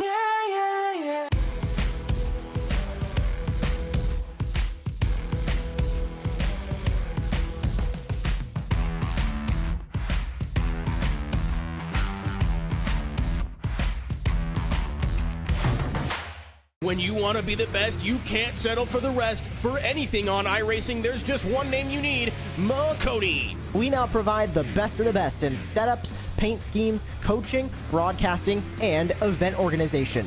With cars across all 4 license classes, we have what you need to hit the track with confidence. Grab a subscription and save money while going fast at McConeySetupShop.com/subscriptions. And remember, at McConey Setup Shop, there are setups, but your victories. Here we are, months into the season, and already a year's worth of drama. Stop or not. Oh, trouble. Big names are back doing big things, even if it's for new teams. While the 24 isn't afraid to wear a couple new hats. And as for the racing, no words needed. It's coming in fast, so better keep your head on a swivel.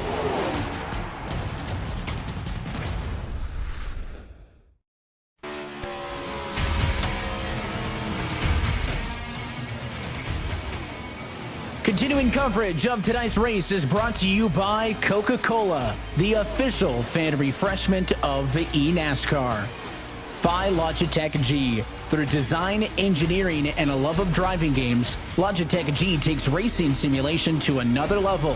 Logitech G, the official wheel and pedals of the eNASCAR Coca-Cola iRacing Series. And by McConey Setup Shop. McConey Setup Shop is the original iRacing setup shop. It is trusted by real-world and virtual professionals to get the job done. Visit McConeySetupShop.com and see why they are the official setup shop of eNASCAR and choose a subscription to save money. McConey Setup Shop, our setups, your victories.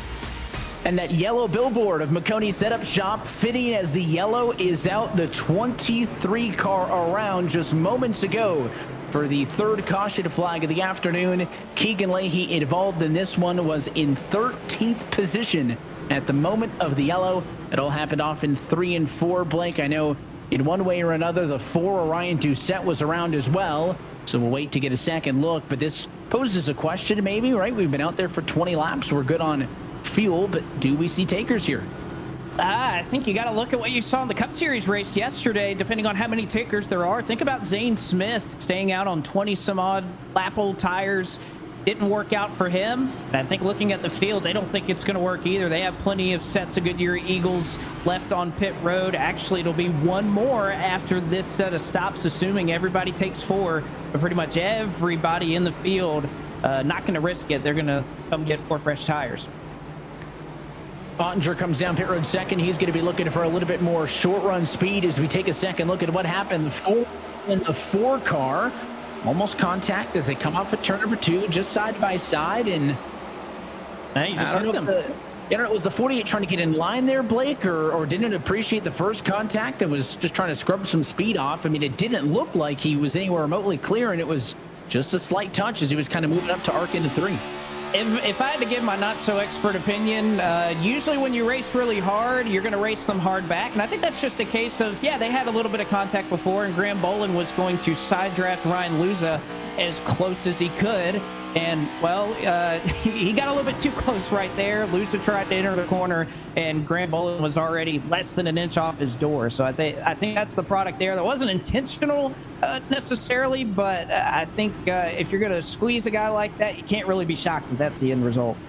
And the drivers, by the way, discussing that one over the radio. The fun thing for us in the booth is we have an open radio channel, and Ryan Luza asked Graham, I'm on the wall. I don't have much more room in that scenario. So those two drivers get together. Unfortunate for both of them because they were running in good spots inside of the top 15. Blake, let's get the perspective from the 48 Toyota. Well, two sides to every story. We'll get Graham's side here. Graham, entering turn 3, what happened? I was pinching him too much across the wall, and I just made a misjudgment. It was a pure accident. Just trying to make my way through the field as fast as possible, and I just misjudged it. Were you trying to race him a little bit closer after you guys had a little bit of contact earlier? Not with that. I was just confused why he let go about 3 other cars the corners before and just decided to race the S out of me, and then I don't know. Ryan's had the biggest fall off in eNASCAR history, and you'd think he would have better racecraft than that. All right, Graham, we'll let you get back to it. Thank you for your thoughts.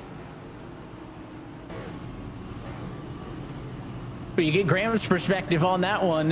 Graham's had a great season. He has more top 10 finishes this year than anybody else in the series, with 6 of them. Still in search, though, of a first win on the year. And obviously, as he described, a frustrated accident, but to his own words, a self-inflicted one by just pinching a little bit too much. Is going to mean that it's unlikely he'll get his 3rd career eNASCAR win here tonight at Charlotte. Through that pit cycle, a couple of different decisions, Blake. Last time it was everybody in unison on the call. This time, Corey Vincent comes down pit road. He goes right sides only. He's the leader. You've got him dialed up.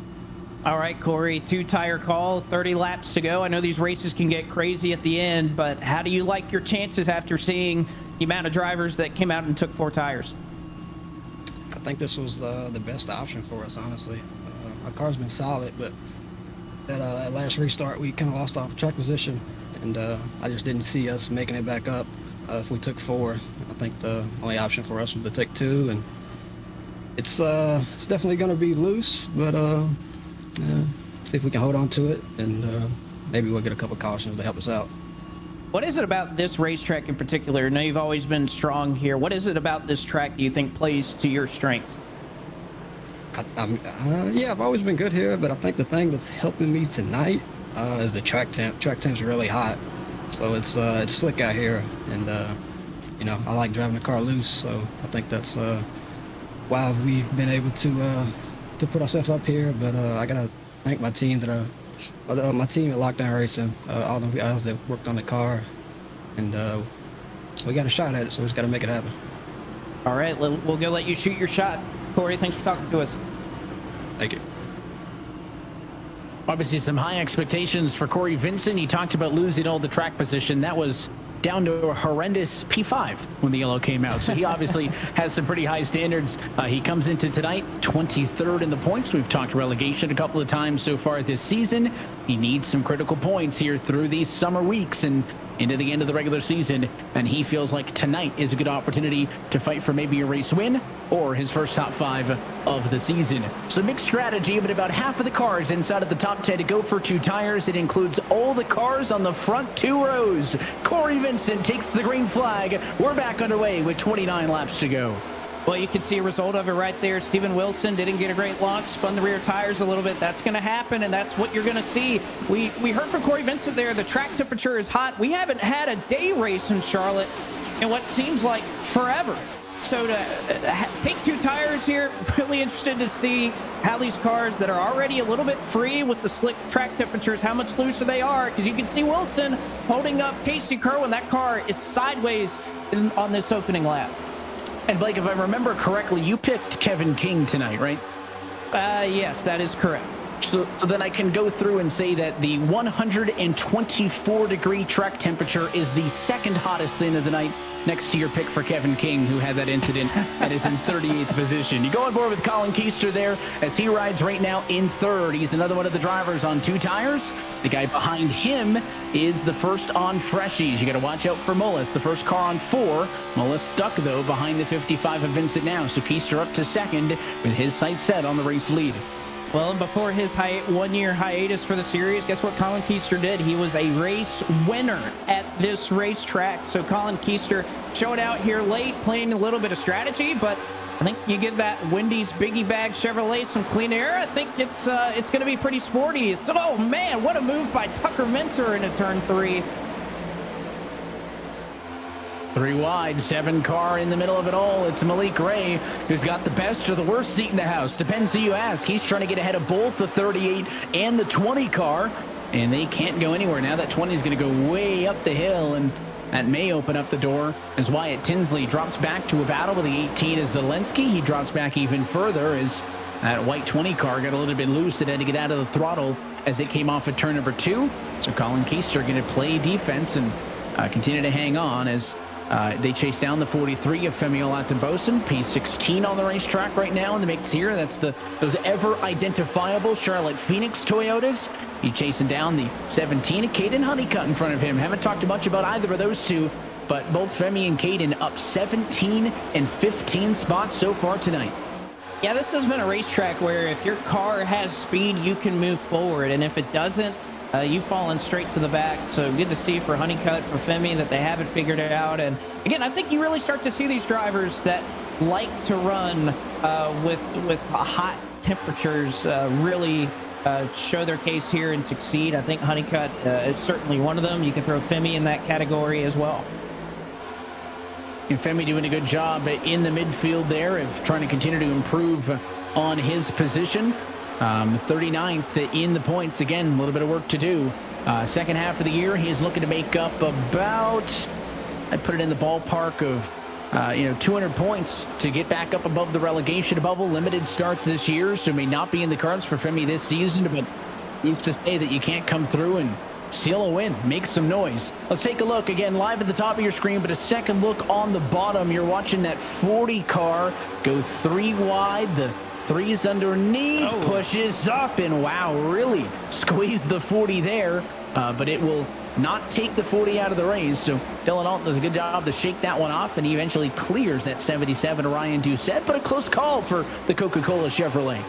It really was close call for Ryan Doucette, who, unlike his Pittsburgh Knights teammate, started up front and has just really not had the race car that he would have wanted here. But it worked out for Corey Vincent and your top 4 that have started to build up a couple of car links over Vicente Salas there in 5th. And I think you're starting to see the battle here. 2 tires, your top 2, 4 tires, not helping each other as they're side by side between Jimmy Mullis and Casey Kerwin. Yeah, they're fighting aggressive because they want to be the first car on 4 to get a crack at the top 2. Mullis had sat in 3rd for a long time, and Casey Kerwin going to snatch that one away. So the 95 now, the lead car on 4 tires. Both Keister and Vincent in front had only taken 2. Vicente Salas, Steven Wilson also only took 2 out of the most recent pit stop, and you can see the 42 gets a little bit tight there, and Kerwin going to get underneath with relative ease, and Mullis should be able to follow.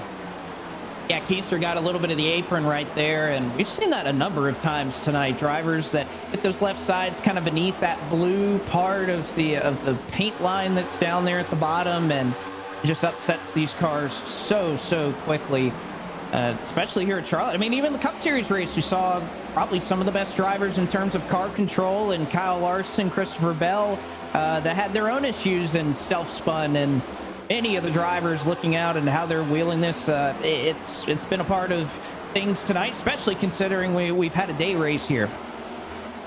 Yeah, it has been a minute, and, Casey Kerwin is yet to lead a lap tonight, so he also wants to kind of work his way through the field, but Corey Vincent in a great position to look for his first win since September 10th of 2019 at the Indianapolis Motor Speedway. Last time Corey Vincent was in eNASCAR victory lane. That was his 3rd career win back when it happened. And he's in a good spot to do so here tonight. But, I mean, Kerwin, Mullis, Keister, Salas, also quietly, don't count him out in 5th, up an incredible 32 positions to get to the number 5 spot right now. He was one of those 4 drivers I talked about earlier, did not take a time into qualifying, started 37th. He's gone all the way through the field to join the action inside of the top 5. We'll look off to the back of Dylan Alt. It's the Coca-Cola onboard camera.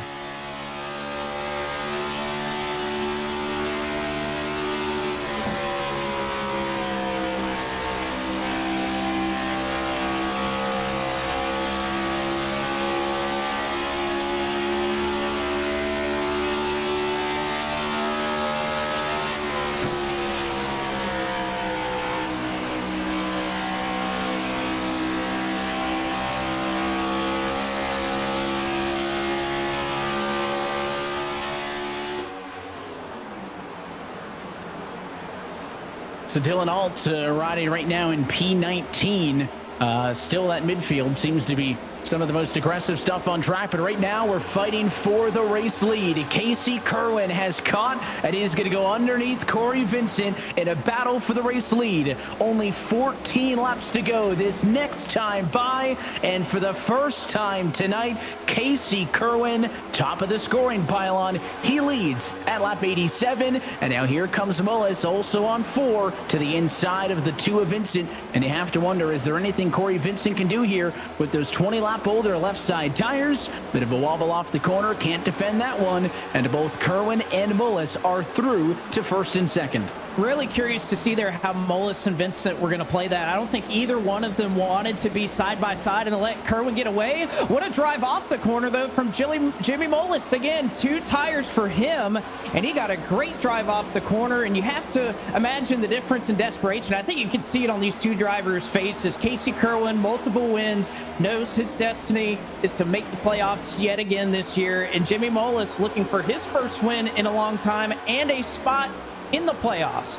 Same thing with Corey Vincent. He needs one to get it done. So does Keister. So does Salas. So many differing agendas here. And for one of these drivers that's looking to get in on points, like Lopez, like Koji Jr., you don't want to see this 46 car up front.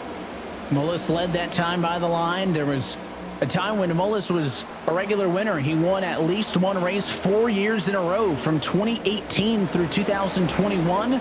But didn't find it last year. Trying to get one here tonight. The battle for 8th is below as they are 3 wide down the back straightaway. And we keep an eye on the battle for the race lead, top of your screen. Mullis trying to hold off Casey Kerwin, who gets sideways off at turn 4. It's a good job of saving that race car. And look at this. It's allowed the 2 of Corey Vincent to join back in. And you saw Busa there skip through the turf. He's okay. No yellow flag. These top 2 have brought about 4 or 5 cars with them. Vincent's back here. So is Keister. Vicente Salas has run them down. And even with Busa's slip up, he's a part of this battle as well.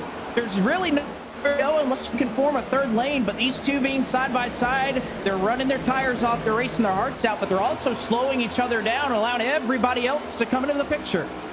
Driving aggressively, 20 laps since they were on to pit road for 4 tires behind them. Vincent, Keister, Busa, Salas all decided to go for the 2-tire call. Busa did 4, but it was Salas, Keister, Vincent with 2 only, and these 2 are leaning on each other in the battle for the race lead. If I'm Corey Vincent, I just kind of let these guys eat their stuff up. They're driving hard, they're tearing up their equipment, they're burning off their tires. Look at the 95. Every single time he comes off at turn 4, Casey Kerwin is sideways, and Mullis ain't leaving him much room to catch that race car. This is good stuff on board with Vincent. He's in 3rd, but for how long? Here comes Busa, also on 4, gonna get his nose underneath, so side by side for the race lead and side by side for 3rd and 4th. Oh, you can hardly get closer, but this is awesome. Kerwin and Mullis, 2 of the cleanest drivers you'll find here in the eNASCAR Coca-Cola iRacing Series. So much on the line, running each other as clean as they can. As you look back here, Salas and some more cars starting to get lined up. How about Garrett Maines, who's also been in the fray? Tucker Minter has saved his tires, so now you can call it about 8 or 9 cars. How about Bobby Zielinski? Where in the world did Bobby Zielinski come from? And he's part of it. almost 10 cars you could realistically say have a shot at this one. And oh, by the way, Conti's chasing them down as well. And this battle hasn't ended yet. They're still side by side. Conti P10 is only 1.2 seconds off of the battle for the race lead. They are close. Anthony Alfredo, crew chief for Jimmy Mullis, says that the 95 has used up his tires much more than we have. Keep doing what you're doing. They feel like they're putting the 95 in the position where he has to be more aggressive, and he's going to eventually run out of rubber underneath him. The 95 has been the one who has seemed a little bit more on edge over the course of this fight. He's been the one sideways off before. The 46 on the bottom, though, I'm sure would love to shut this down. Zelensky side by side back in P6. He's trying to make a move on Garrett Maines to join the battle, and here comes the 97 to the inside. Matt Busa gonna go 3 wide for the race lead, and Busa takes it in turn 1, but for how long? Here comes the 95. Kerwin punches back. Mullis to the inside. 3 wide again, and it's Casey Kerwin who gets the lead to turn 3. And Kerwin slid off of the wall off of turn 2, and he was able to hold it as Busa looks really strong. Here comes Minter and Maines as Minter slides in the middle. They keep it together. They're 3 wide for third. They need to sort this out quickly with 6 to go. Meanwhile, Mullis and Kerwin once again side by side. 95 finds himself at a familiar spot, back on the outside, with Mullis holding him on the inside and not letting anything go. Behind them, the 97 of Busa going to give a big push to Tucker Minter. It's going to put the 33 Chevrolet into sole possession of third. What does he do? Big contact for the race leaders off of 4. Mullis and Kerwin are into each other. Here comes Minter. Mullis shuts the door to the inside and the wreck it into the wall. Kerwin up top. Mullis came across the nose, and first and second crash with 3 laps to go. Minter got such a run. Oh, and he tags Luza late in the accident as Tucker Minter made his way by. You could see the reaction for Jimmy Mullis. He knows what he has lost, an opportunity to go into the playoffs. One of the best battles we've seen in series history. And Minter tried to make his move on the bottom. A little bit of contact was made, and Mullis was just kind of along for the ride at that point. But what a race that we just saw, Evan. I cannot believe that battle that we saw the last 10 or 15 laps. Incredible. It was incredible racing, and very quickly Jimmy Mullis went from the door to the bumper to the wall as he got caught trying to block the whole racetrack, right? I mean, the unique quad oval front stretch here at Charlotte with those 2 distinct kinks before the start finish, after the start finish, meant that they made contact off of 4, and that slowed them both down. So then Mullis needed to make a decision. Do I continue to engage and race the 95? That would have been at the expense of Minter going by. So he threw a block, and when he did that, it just pushed him up the hill enough to get in. Look at this now. Pit road, a bit of fakes. The top 3 stay out. Zelensky, Kerwin come in. It's been 32 laps since we were last on pit road, and maybe Zelensky and Kerwin the only takers in the end. Wow. I really thought those top 3 were in a bad way when we saw Zelensky and Kerwin go to pit road, but then nobody came with them. That is amazing. I figured that they would bring some drivers down with them. And now think about Zelensky and Kerwin. They already have a win. They don't have to worry about that. So they should be okay. And, you know, frankly, I kind of commend them for taking that strategy call, but I really didn't think that nobody would follow them. That's pretty shocking. Here's the second look. The 46 on the inside, the 95 up top. They're going to make contact off of 4, and then watch Minter enter the picture. Yeah, so Mullis moves up the track. They lose a lot of speed when they make contact, and Minter just gets such a run. Mullis tries to shut the door. And Minter, I don't really blame Tucker right there. He had such a huge run after they made contact. We'll see it one more time from Bobby Zelensky's vantage point. You can see Mullis is in the middle. He comes down at the last second, tries to shut the door on Minter, who has a huge run. I know a lot of people are going to look at that and say, oh, well, Minter just ran over him, but if at this stage in the race, if you have that momentum and you're Tucker Minter, I think you have to take it. You can't let up there. You can see Minter did end up in the grass, but I think that was after the block from Mullis. I think Minter had daylight and on the racetrack, and Again, at that point, a 10-mile-an-hour difference after Kerwin and Mullis had scrubbed off some speed. That if you're Tucker Minter, you got to go with that one. And then again, you see those other cars come down pit road. You think it'll mix things up, but let's get the perspective as you've got Jimmy Mullis on the radio now, Blake. Jimmy, I know that last couple of laps were tough for you, but you had that battle with Casey Kerwin for 10, 15 laps side by side for the lead. What happened, though, going down into turn one between you, Casey, and Tucker Minter? Not really sure what involvement the 33 had. I know me and Casey were racing really hard. I can't really say anything about it because, you know, we were side by side forever. So it was probably a little bit of me coming up, a little bit of him coming down, or pinching me. I don't know. I think some of our connection was involved. I don't know. Just super unfortunate. Clearly had a car that was capable of winning. Feel like we were the best car there at the end. He was just sitting on my door, which is fine. You know, we were racing, and it just doesn't work out sometimes. I know it's tough to think of right now, but having these strong runs, how encouraging is that? I know you have a couple tracks, even New Hampshire's on the schedule a little bit later. So how do you kind of fare looking forward now with these races kind of dwindling down towards the playoffs? Oh, we're going to win a race. I'm very confident in that. I feel like we've had the speed to do that all year long. Tonight, you know, just proves everything I've been saying. So we'll go to work for Gateway and show up in 2 weeks and hopefully try to whoop everybody. All right, Jimmy, thanks for talking to us. Yep, thank you. It's a tough blow for Jimmy Mullis. He picked up 5 spots in the points to go from below to above the relegation bubble after the race at Darlington a couple of weeks ago. And again, in contention to possibly win this race, this accident drops him down to the tail and will almost certainly put him back below that transfer bubble before this season comes, or before tonight, I should say, comes to an end. So we once again find ourselves, Blake, at eNASCAR overtime. Green, white checker procedures. As many as 3 tries at it will take the green, which will also act as the 2 laps to go. If we get all the way around this 1.5-mile speedway to the white, then this race is official, and the race will end under green no matter what. If a yellow comes before the white's taken, we'll line them up and try again for attempt number 2.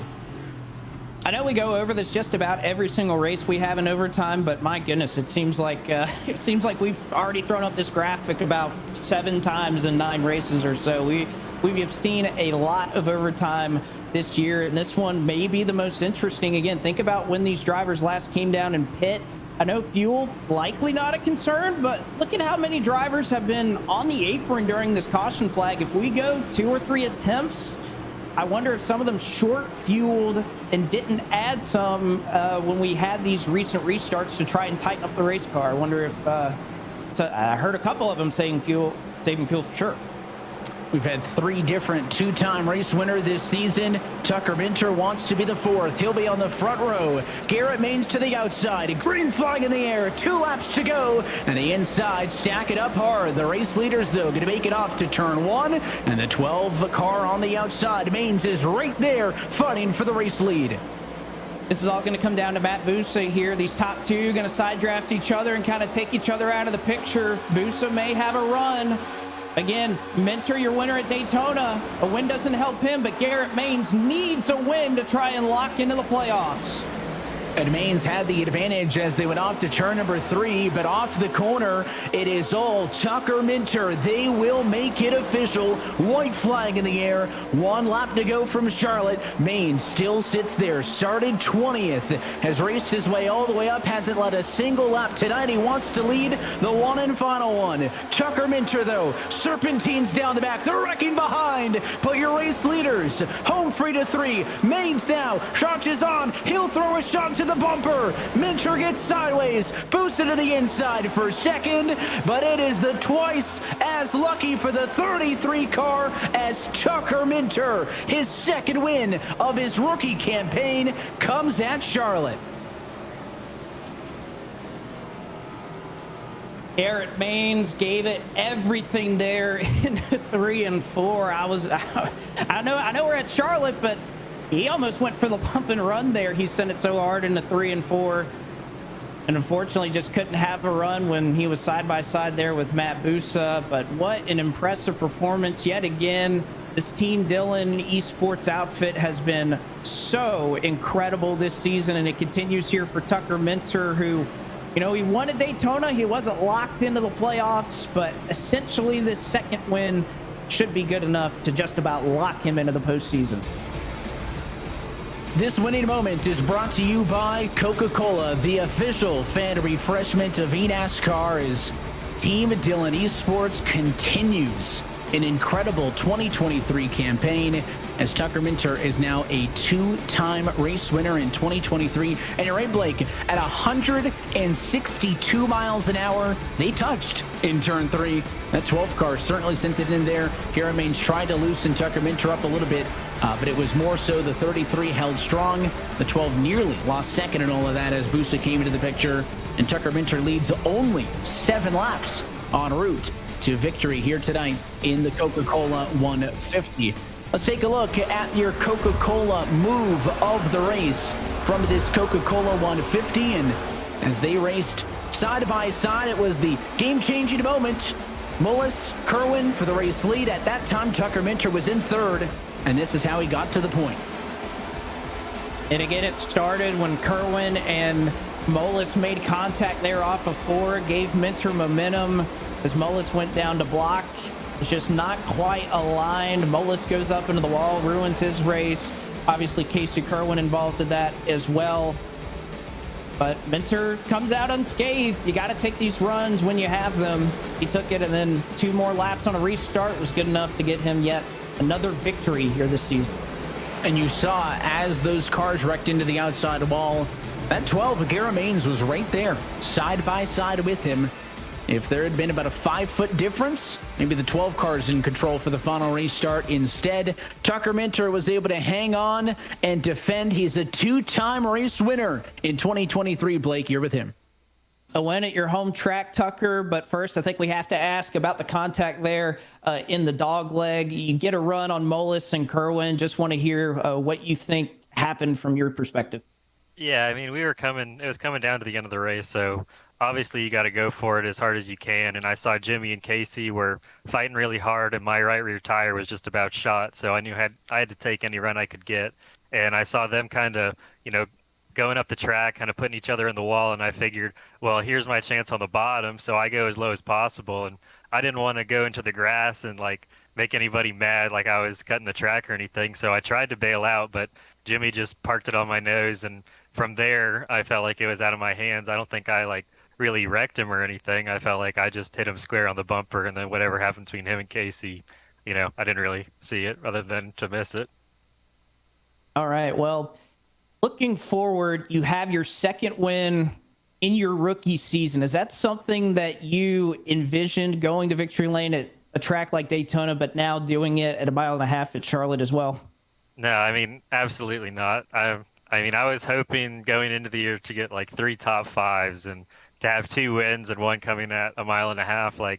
I didn't feel like Daytona was a fluke win, but the last 8 races, I guess have been such a struggle with qualifying. I've had a lot of pace in qualifying and then wasn't able to translate it to an actual session.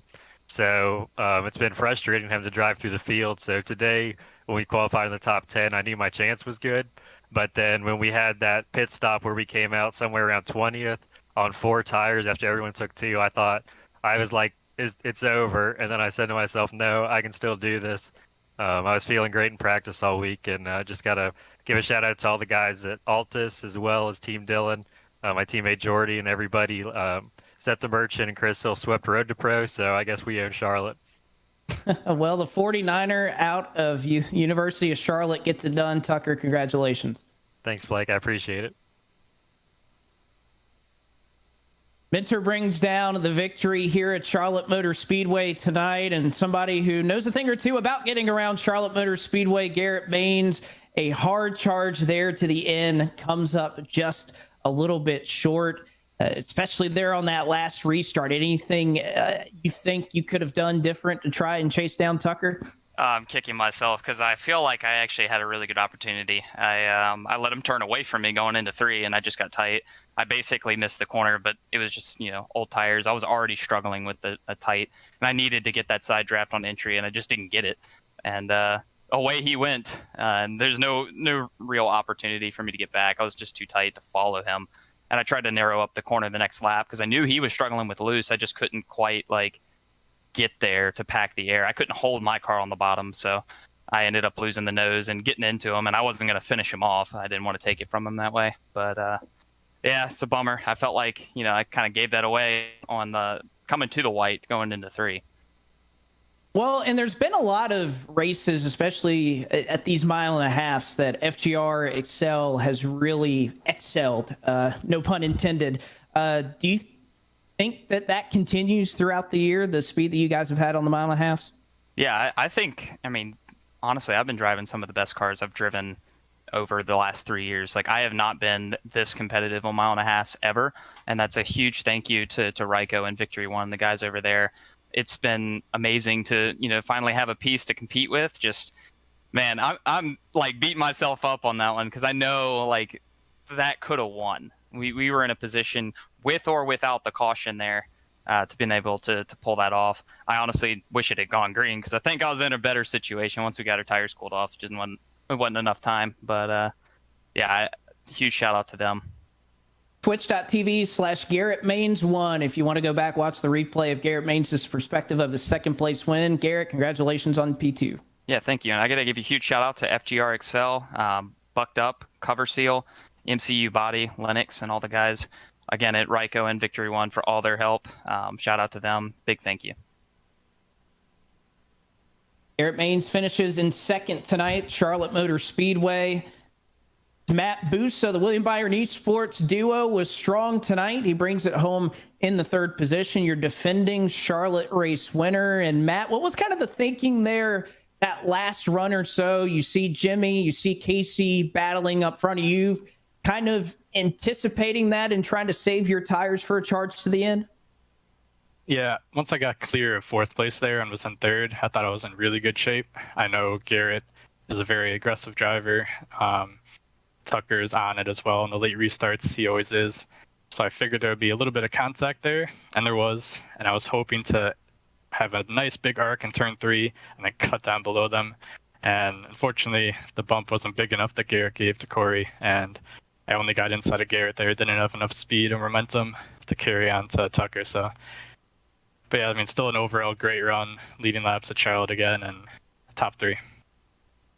Certainly a good run for you. I know you, that entire outfit with William Byron Esports, Team Conti, have been putting together some really fast race cars. I know as we get down and closer to the playoffs, though, do these runs do they not feel good enough? I know it feels good to finish third, but as we get closer to the postseason and we continue to add winners, do you think that that's a requirement to try and move forward? Yeah, it's definitely, if we end up missing the playoffs, I'll look back at this race here as the missed opportunity. I think if it went green, even the whole race, if not the last caution or second to last caution we had, I think we had it. Probably a really good shot at winning in the lead there. But yeah, the only good thing about this is Tucker is the Daytona winner, so we have another multi-time winner. So there's still, I think, maybe 4 or 5 spots available on points to get in, maybe even just 3. But right now the goal is to win a race, and if not, work our way into the playoffs based on points. All right, Matt. Well, congratulations on your P3 tonight. Job well done. Thank you, and thank you to all the guys at Team Conti and William Byron Esports. Logitech G is a massive supporter of this series. We've got some cool stuff coming up with a eNASCAR bracket challenge. I'll break the news, a little sneak peek of it. Hopefully we can get that started next race, so be on the lookout for that. All right, that sounds like some fun, Evan. A bracket challenge for the eNASCAR Coca-Cola iRacing series. I'm game for that, although after the Dirty Mo Media one, I'm not sure if I want to look at my bracket because I think it's totally destroyed by now. Listen, I'm here for it because I see the way you guys fight on Countdown to Green about your picks. So anything else that you guys can go head-to-head on, I'm with. As we take a look at your full race results for tonight's Coca-Cola 150, and the race winner goes to Tucker Minter. We appreciate him, Garrett, Matt, for sticking around and chatting with us. Your top 3 finishers tonight, a Chevy, Ford, and a Chevy. Michael Conti, another good result. He comes home in P4 for this one. To Vicente Salas, up 31 spots to P6.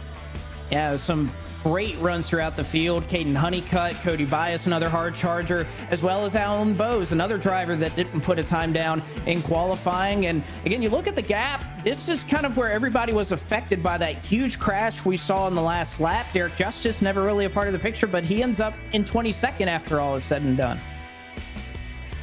And he'll end up in the number 22 spot. That's a pickup from where he started. Ryan Doucette, on the other hand, 23rd. He finishes 21 spots behind where he started. And at the back of this one, again, not the nights that those DNFs were looking for. Keegan Leahy had a strong night, led 21 laps. Jimmy Mullis led 12 laps. Casey Kerwin led 9. Of course, the 46 and a 95 contact funding for the race lead. They both finished 5 laps down apiece. Well, 9 races down, and we will head back to the Worldwide Technology Raceway in 2 weeks' time. And I think it's Steven Wilson's turn, Blake. We have had now 4 repeat winners this year. The only driver to have a win and only one, Steven Wilson. Can he do it when we get back at it on June 13th? Well, we'll see if he can do it. Graham Bolin was the defending winner of this race. I think after what happened tonight, he's going to be pretty motivated to try and go back and repeat at a very technical, very tight, very difficult racetrack to try and conquer. Yeah, we go from some of the racetracks that we've been to for seemingly millennia here on the calendar to one of the newer ones on the schedule, and looking forward to headed to Worldwide Technology Raceway once again in a couple of weeks' time. But until then, that wraps things up for us here tonight from Charlotte. I want to say a big thanks on behalf of our entire team at NASCAR, iRacing, Coca-Cola, and the small army behind the scenes who it takes to put these broadcasts on tonight. For your broadcast team tonight, Blake McCandless, and myself, Evan Pasoko, I want to say thanks for tuning in and congratulate Tucker Minter, a 2-time winner. It's not only impressive enough in its own right, but the rookie swinging back. He is right there lockstep with the likes of Kerwin, Conti, and Zelensky. Could he be the best threat for a rookie to win the championship? We'll find out in a couple of weeks' time. Until next time, though, good night from Charlotte, where Tucker Minter is a 2-time race winner this season.